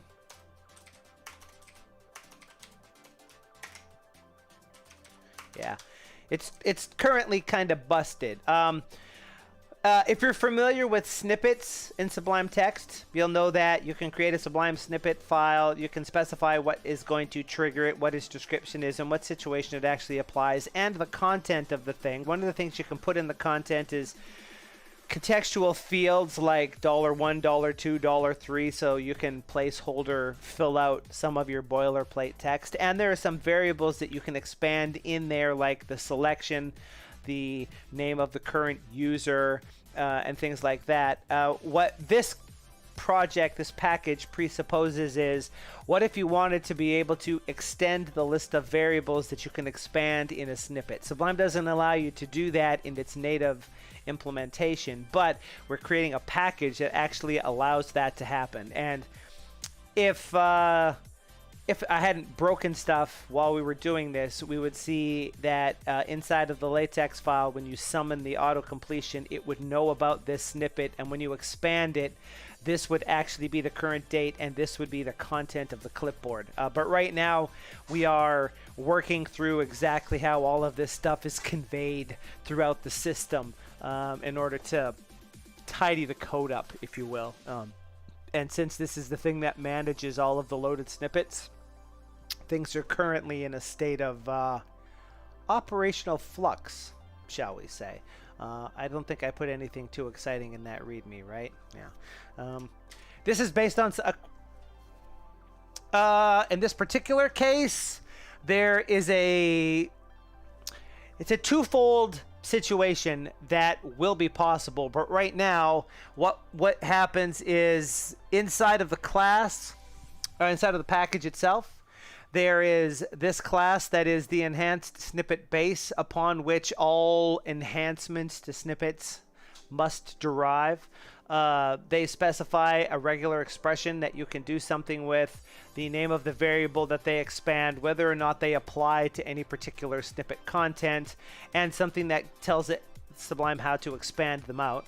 And then there's a couple of classes in here. This is the simple one for clipboard that says the variable named clipboard, which is going to be $ angle bracket or curly braces clipboard, is the variable. And when you want to expand this out, the variable named clipboard should be the text on the clipboard. And for date, similarly, that's date. There can be any sort of format in here, so we create multiple variables.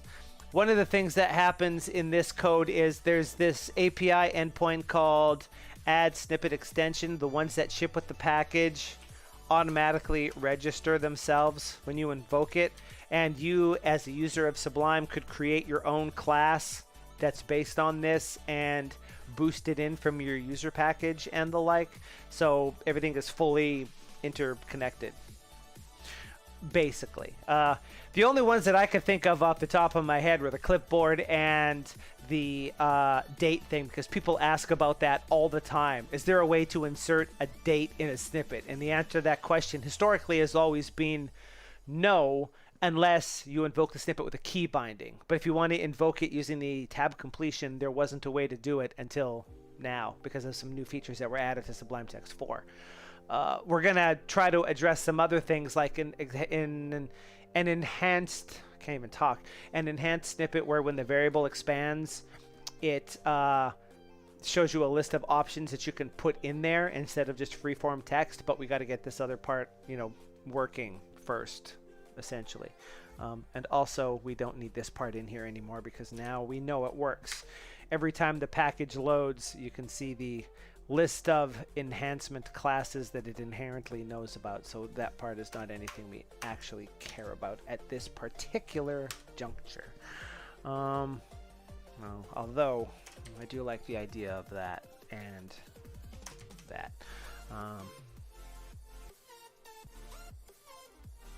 Don't care about you.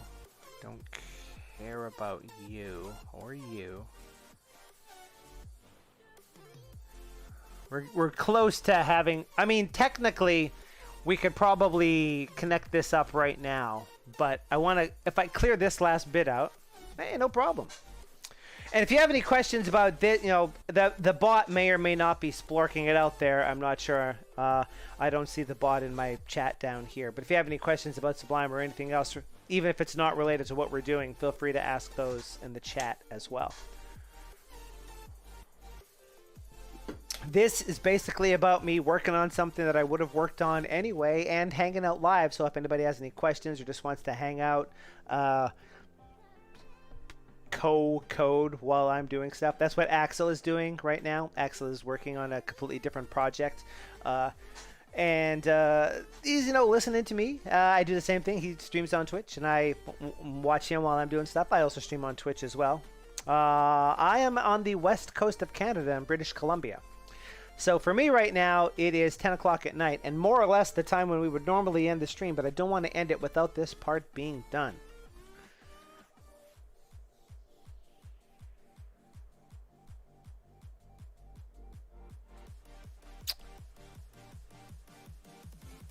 Do we want to boost this one more time?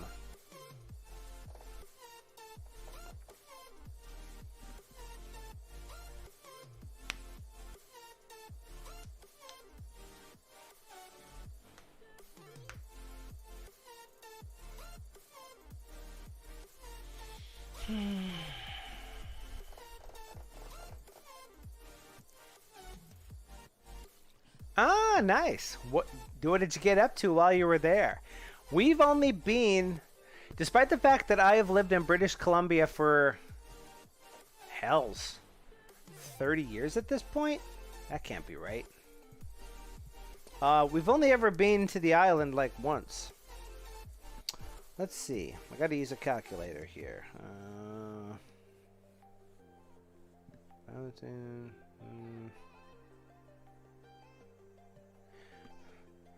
That would be the year for there, plus... Yeah, alright, so that's right. Whoops.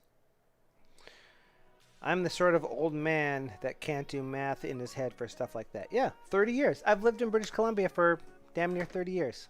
Give or take a month, one way or the other. Because I actually moved very, very close to the start of September.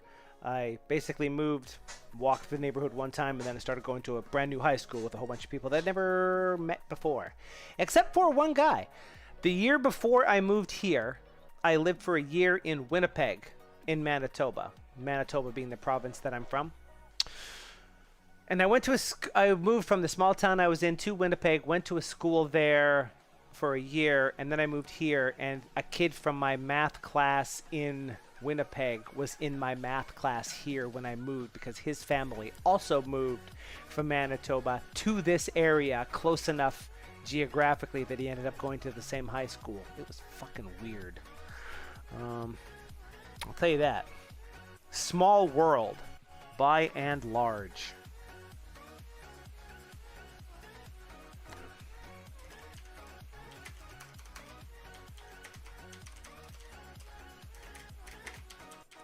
Except for the discard all above.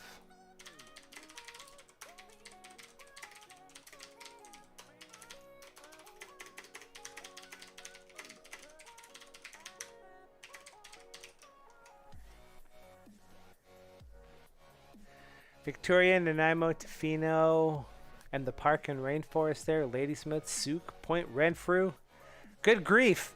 I hope you were here for like a fair amount of time, because that's a lot of action. The one time that we were on the island, we were there because there's another local island. Well, there's many local islands around the big island, and one of them is called Salt Spring Island. Almost couldn't remember the name.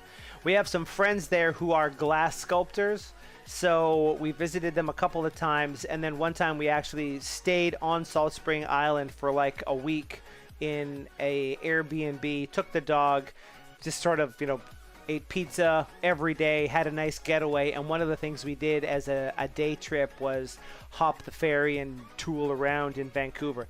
We took the dog with us. The very first thing he did when we got off the bus at the Capitol was poop on the lawn. So my little dog here, who's sleeping under the desk right now, right down there, not a fan of government.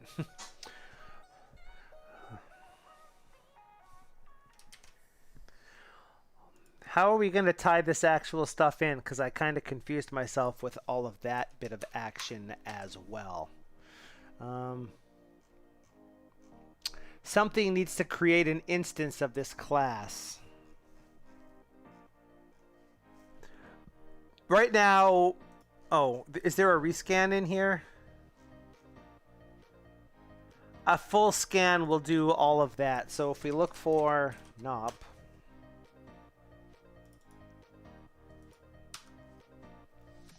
Then we find this. There's only one place this does something, which is here. And what the hell is this? Clear the list of currently loaded snippets. Ah, all right. So one thing we can actually do. Haha.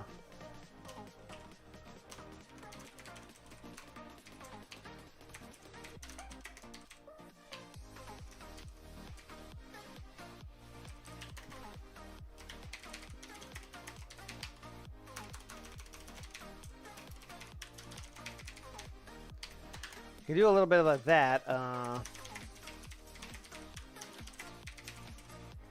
Not the greatest of situations, but this is just a simple test. So anything that's snippet list is doing, we do not want it. So if we were going to do this, we would return the manager. And if we were going to clear the snippet list, we would say manager dot that thing that I just forgot the name of.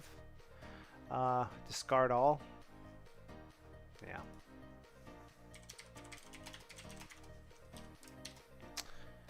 And that one we keep. Is that all the snippet list action that there is here? Yes. How close is that to something that'll probably work?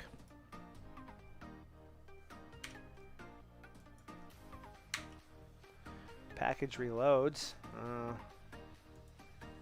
Let's see.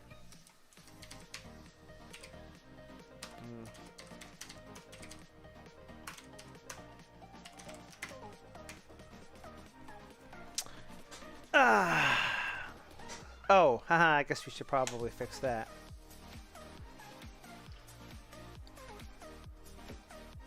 Yeah, I don't do a lot of sitting down and working out a complete top to bottom design of everything. I will do that for things where I am wildly unsure of what I want to do. But the one thing that I do like to do is before I use writing the doc string as the the design excuse to say exactly what I think a thing should be doing and what it should be returning and what it should be taking, to force my brain to think about it to make sure that I make all of the appropriate connections. I kind of missed that one though. Oh.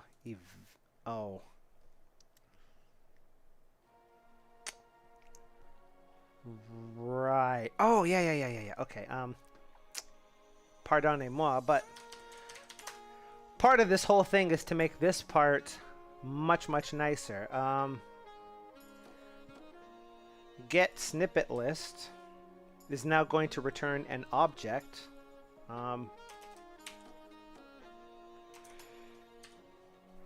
We don't need a scope. We just need this. Get snippet list dot match. Oh, balls.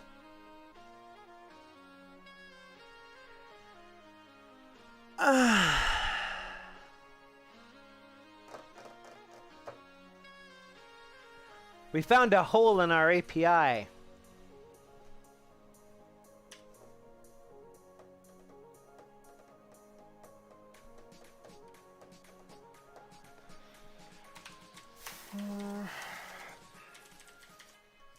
If there was a view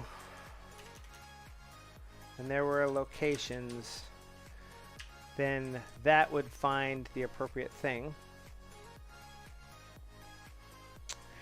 Have a good night. Thank you for stopping by. I'm going to be live every Monday, and also I stream on Twitch, although I don't work on Sublime text stuff there. I work on JavaScript stuff there, but the vibe of the stream is very much the same, except more people hang out on Twitch. But have a good night.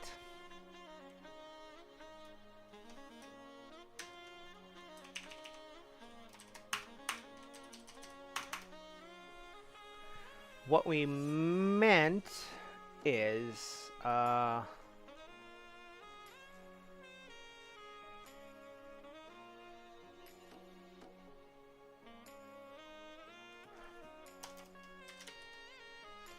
did I actually call that? Whoops. Yeep.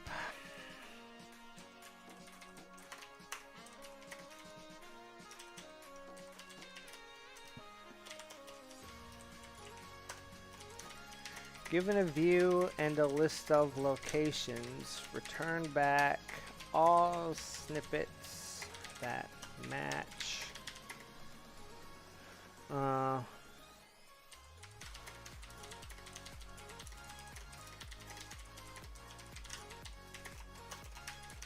In order to be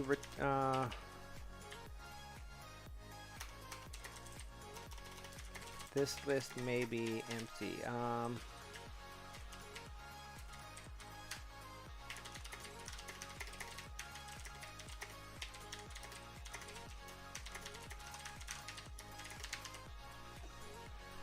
In order to be returned back, the scope of a snippet must match all of the positions in the locations list. Okay. And then we basically do the same sort of thing that we have here. Where there's going to be a list of results that we return. And that should be results.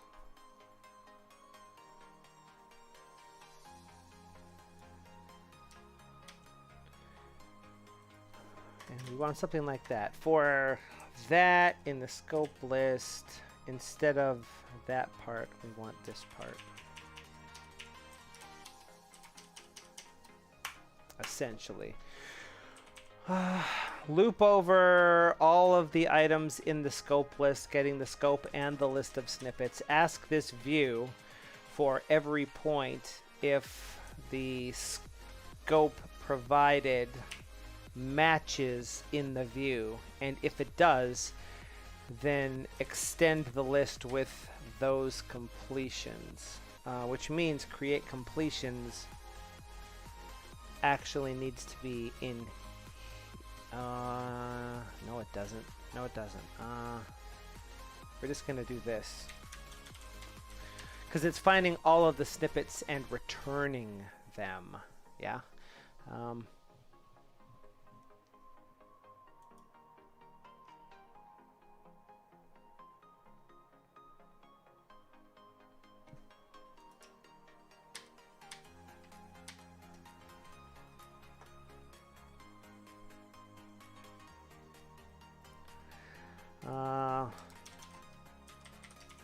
the list of snippets that apply is that, and then we return this.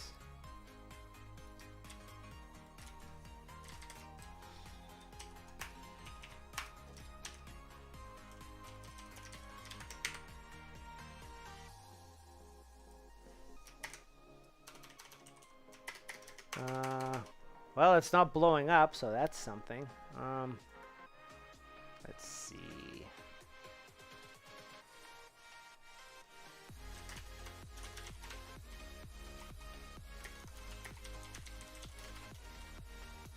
Whoops.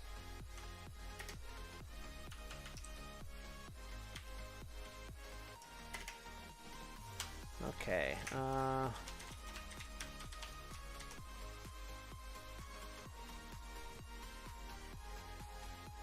Woo!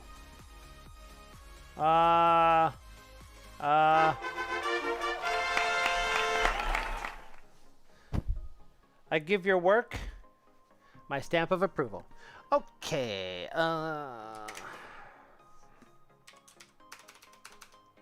Didn't find anything, huh? That's an unfortunate turn of events.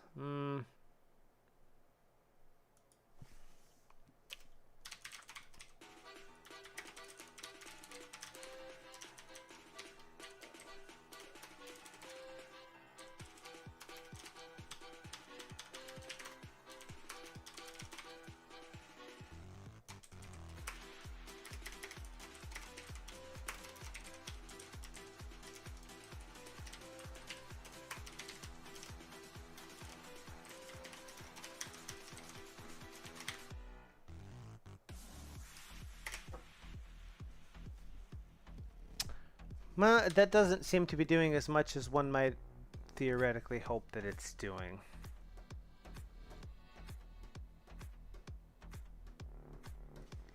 Is it actually calling match view?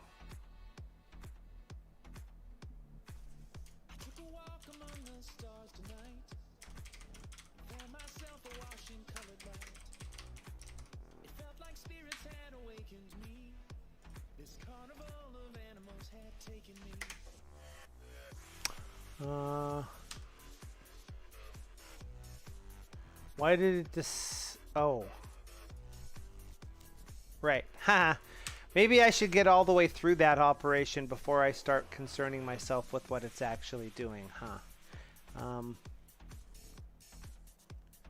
Because where is get snippet list called? It's called in two places, and one of them is over here. We actually want to call refresh. Well, actually, wait, what is that doing?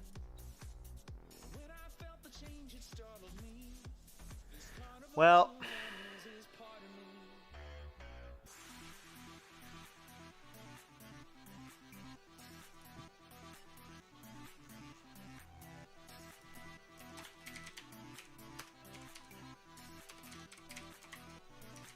I guess something along the lines of that, yeah. Because scan is the one that scans for everything. So that's probably a thing that we should do. So that if we clear the console, reload the file,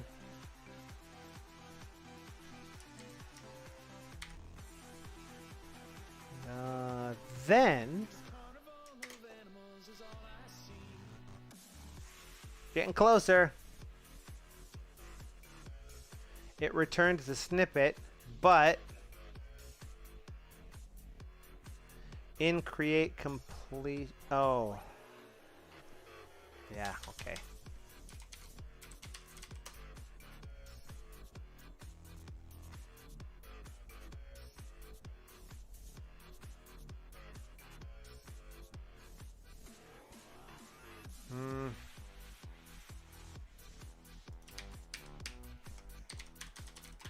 snippet list, and this is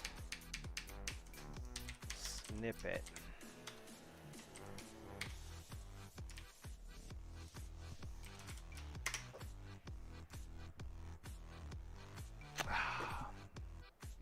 I was hoping it wasn't gonna require that. Oh, also, we should probably do that. That part's a little bit extra, if you will.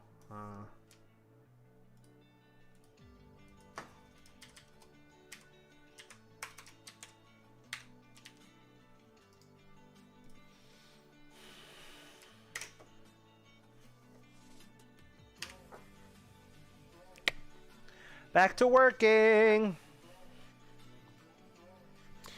It's gonna need a little bit of a cleanup, but you know, all else being equal. We got that part working too. Huzzah! I really don't want to draw that diagram, you know?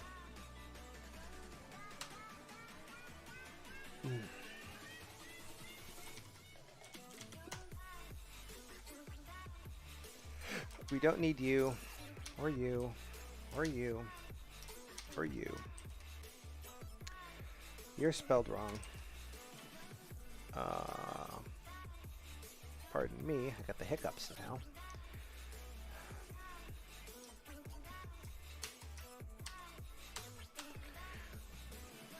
Now we can do a little bit more minor cleanup of this operation. We should fix that too while we're at it, but that's neither here nor there. The only place that this is used is here. So let's do this.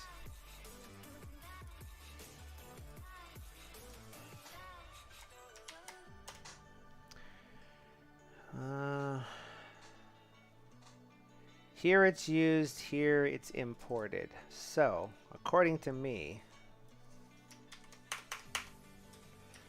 if I cut that and then come over to here and remove that,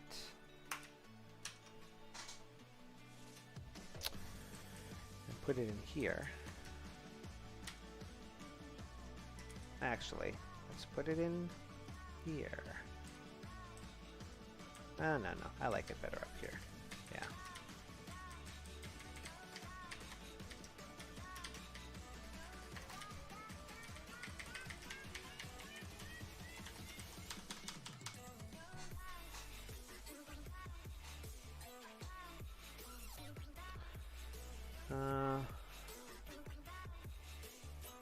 All that part's cool. All that part's cool.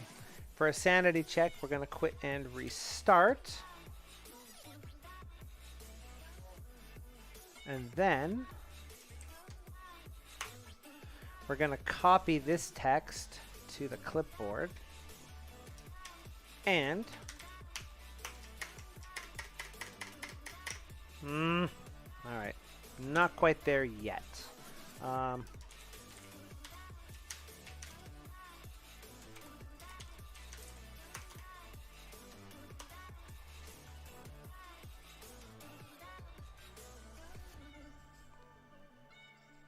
Why did that not work?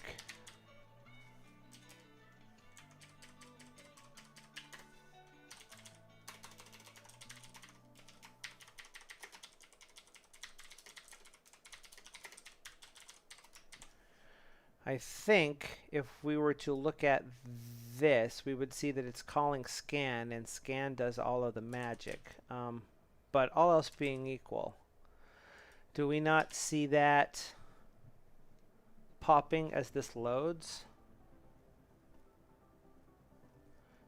Because maybe we forgot to connect that event up. Oh, son of a bitch.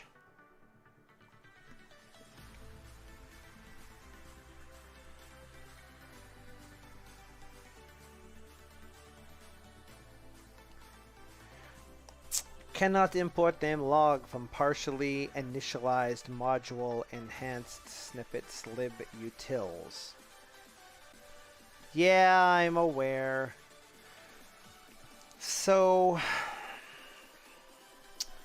the manager imports log. Utils imports the manager. Levels of unhappiness are high.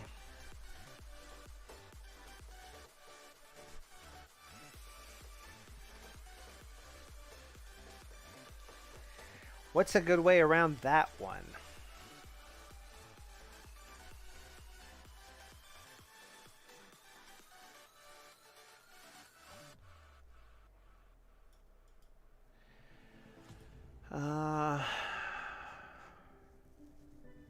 I guess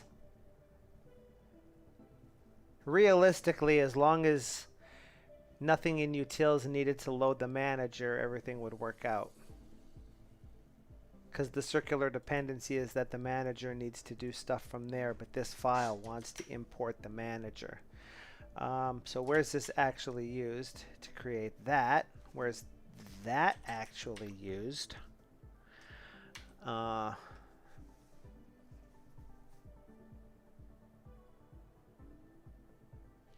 If something imported that, utils only needs it for that one line, right? Because everything else comes from here. So I think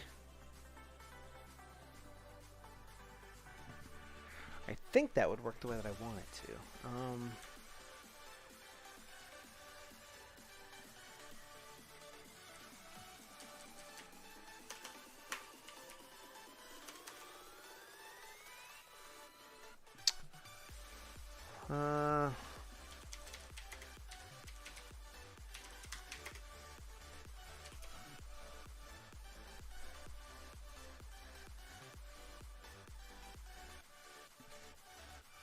Is there a simple, elegant way, he said, wishing that there was, without requiring that level of nonsense?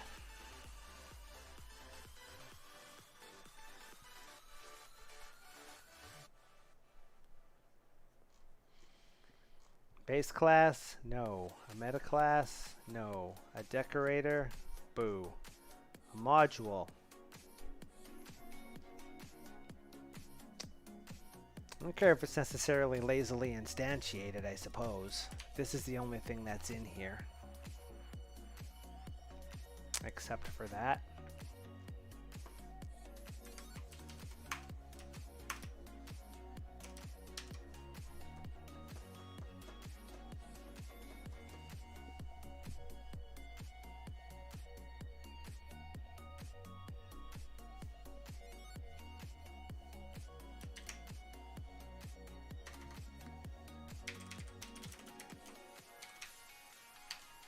You do a little something like this.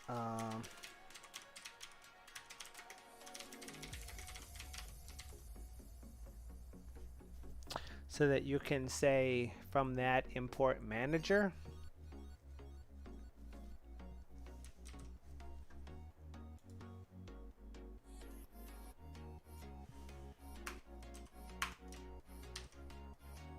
Okay, underscore manager is not a thing we are going to be interested in. So where is get snippet list called? From only one place. Here. So.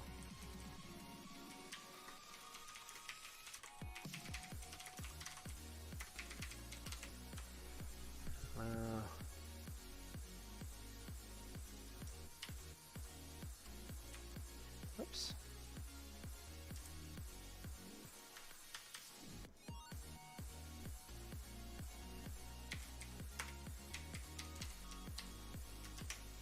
Then it doesn't need that. And then the list of places where get snippet list exists are none, so we don't need it. And then, what about this one?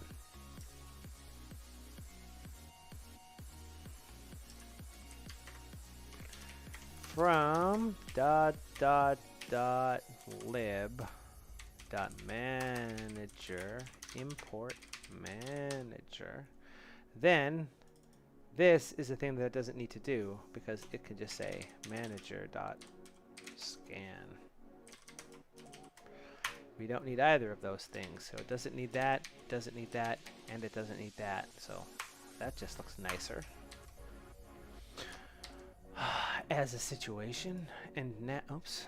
Now, is this used anywhere? No, so we don't care about that one anymore. Bonk. How about you? You used anywhere? No? So I could just delete you say? Alright, I will.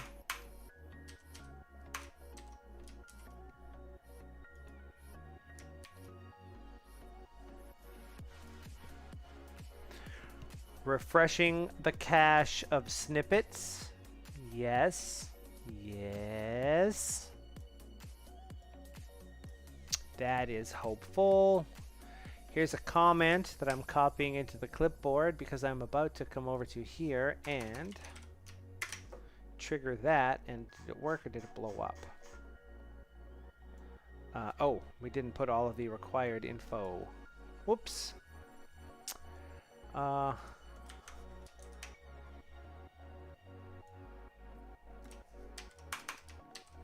This also needs to be over here.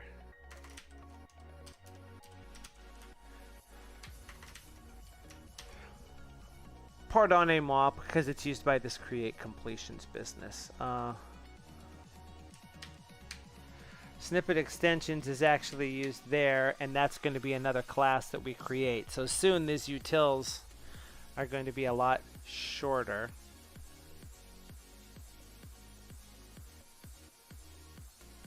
Because all of this stuff is actually part of another module. Alright, so let's do that.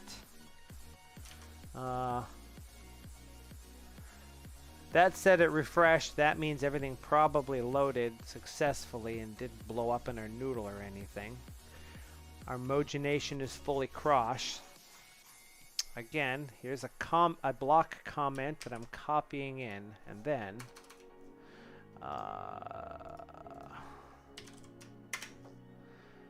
the one with the snippet. Womp. Alright, we got it back to working. Excelente. That's what we like to see. That's one of these. Surprise!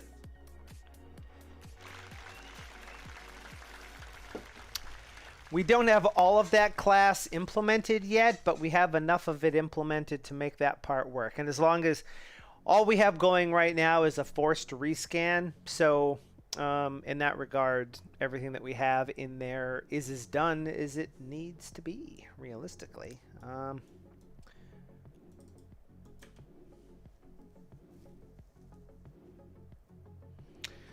I'm okay with that.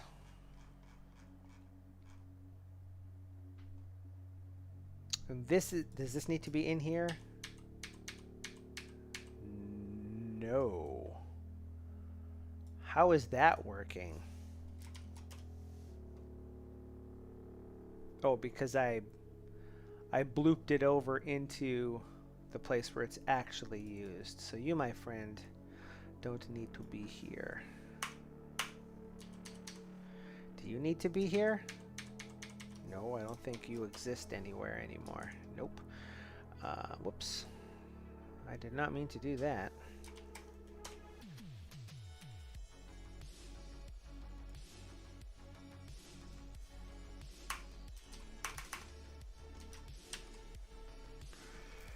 Nice. All right. Are you needed anymore? Yes. So there's going to be a little bit of an extra cross there. But if you look at our code, and we should actually look at this in here, we have a brand new snippet manager class.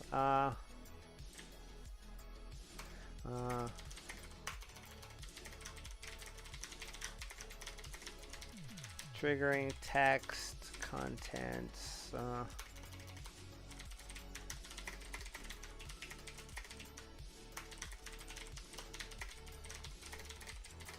loaded from the package it's contained inside of.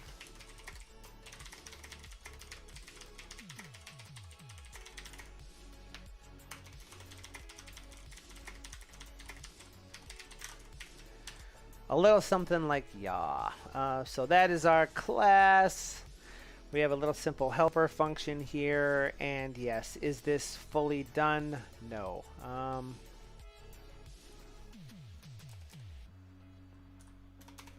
Let's bring this over.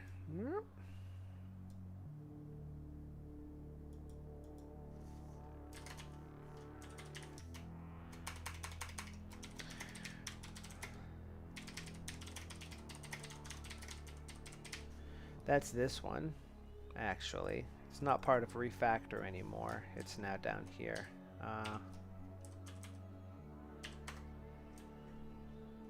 It's just a task because we know we're going to do it.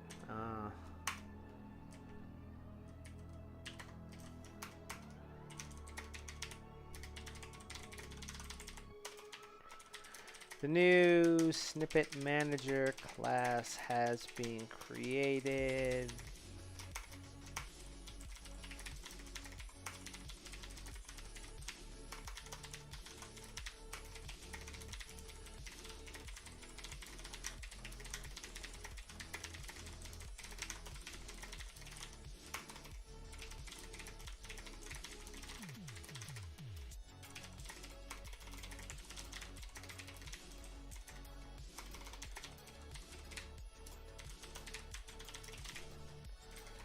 That'll be all cool.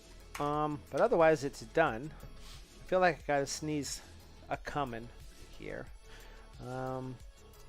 Settings. Yeah, those are ones we don't necessarily care about. Okay, so we'll put that over there. We've made a note of the thing that we need to know about this, which is all of the discards aren't necessarily there, but everything else works the way that it's supposed to. So let's stage that up and then say that one of the things we need to do is make sure that the manager file reloads and that we pull that class out and export it from lib.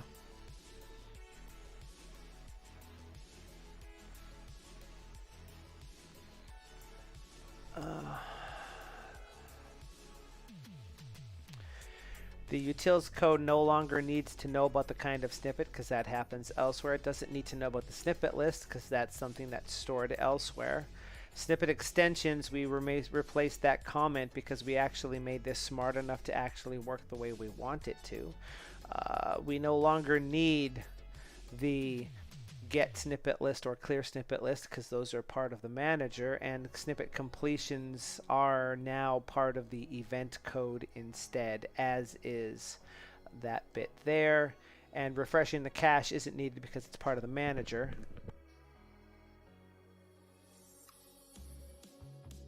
I guess I'm not going to sneeze as much as I thought I was going to sneeze. Stage that one in.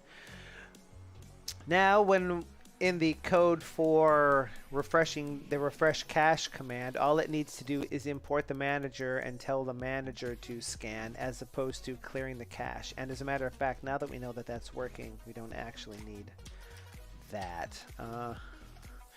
A scan automatically does a refresh of everything, so we don't need to do that manually any longer. And for which code is this? In the list of enhancements, we don't need to get snippet extensions any longer because we never actually use it for anything.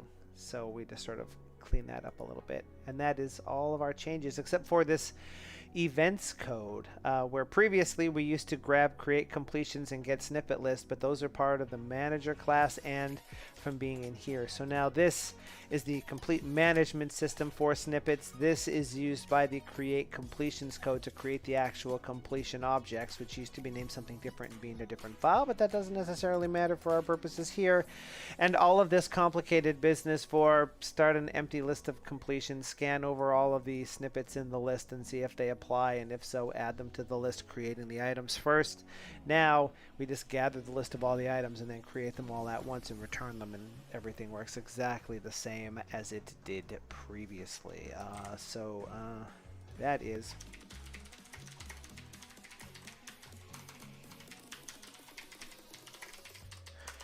this is an implementation of our initial snippet manager class.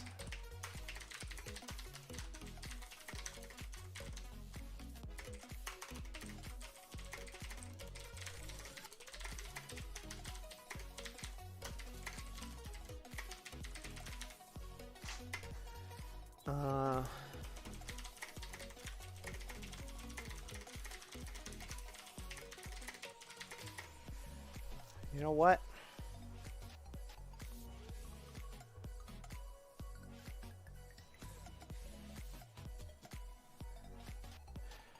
Let's what the hell? Let's leave that in there.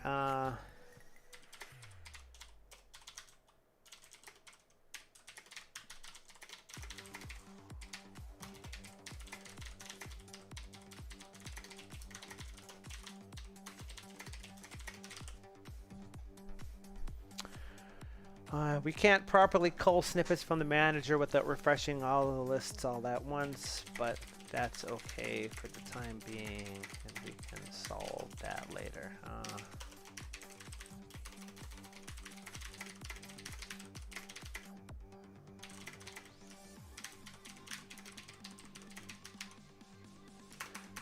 Enhancement completion. Enhancement classes.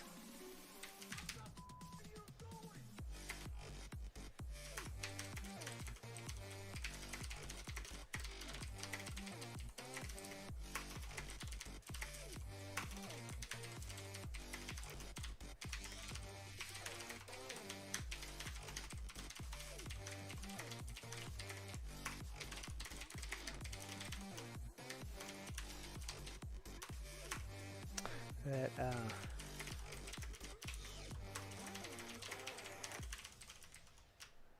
I believe I've actually mentioned that as an issue previously and never really got anywhere with the whole situation. So now the last little bit of stuff that we need to do is create an enhancement manager in a similar way, but we don't need to remove enhancements. We just need to have something that will add, get, and get the classes that associate with a particular thing.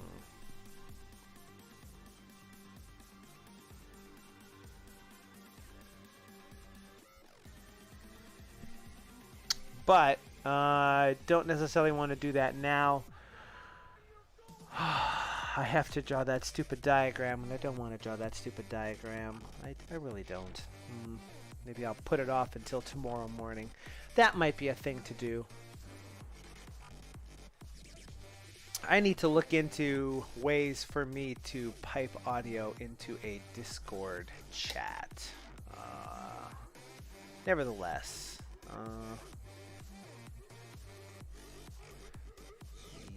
oh, Stable Sublime Merge 2077 is now out. Whoop! I missed it because I was streaming, but that's okay. I think we're whoops, I lost track. Oh, because my Discord's still open. Pardon me. I think what we're gonna do is a little bit of this. So we can say thank you, everybody. I really gotta fix that. I'm a little too close to the top of that bad boy. Thanks everybody for hanging out with me as we work on this thing. We really got a lot done here. There's a little bit more cleanup in that code to do, and then we can start working on the fun stuff. The stuff that's probably not something that a lot of people have done previously. In my experience, people that use create packages don't tend to watch settings because there's a lot of pitfalls that you can fall into with watching settings for changes, including forgetting to unwatch when your package reloads, and the ever popular mistaking what it's actually telling you when it triggers. We're going to do that and a bunch of other stuff in an upcoming stream. And I would like to let everybody know if you're watching this right now or if you're watching this in the replay and it is not August 26th yet, that on that day in my Twitch stream, which is listed down in the description of this video, I'm going to be doing a t-shirt giveaway because we recently reached 2 to the 11th followers on my Twitch channel. We're going to give away some t-shirts. All you got to do is be in the chat to run a command and be willing to give me your address. And you could potentially win some sweet ODAT Nerd swag. Also, on Monday, I have the day off. So there's a very real possibility that in addition to the YouTube stream that happens at night, I might do a Twitch day stream. So keep an eye out for that. Basically, the only thing that would stop that from happening would be really rainy weather that might make me want to go for a 12-mile walk or something along those lines. But otherwise, all Twitch, all day, all the time as we power our way through our project there. Until one of those next streams, or the next stream here, or the next video on the channel, because yes, I am working on those, although it is taking a little bit of time trying to do things right. And I've thrown away a bunch of stuff because I didn't like the way that it turned out. But now that I know what USB hole to plug things into, things are a lot better. This is ODAT Nerd, thanking you for hanging out and asking you to please have a sublime week.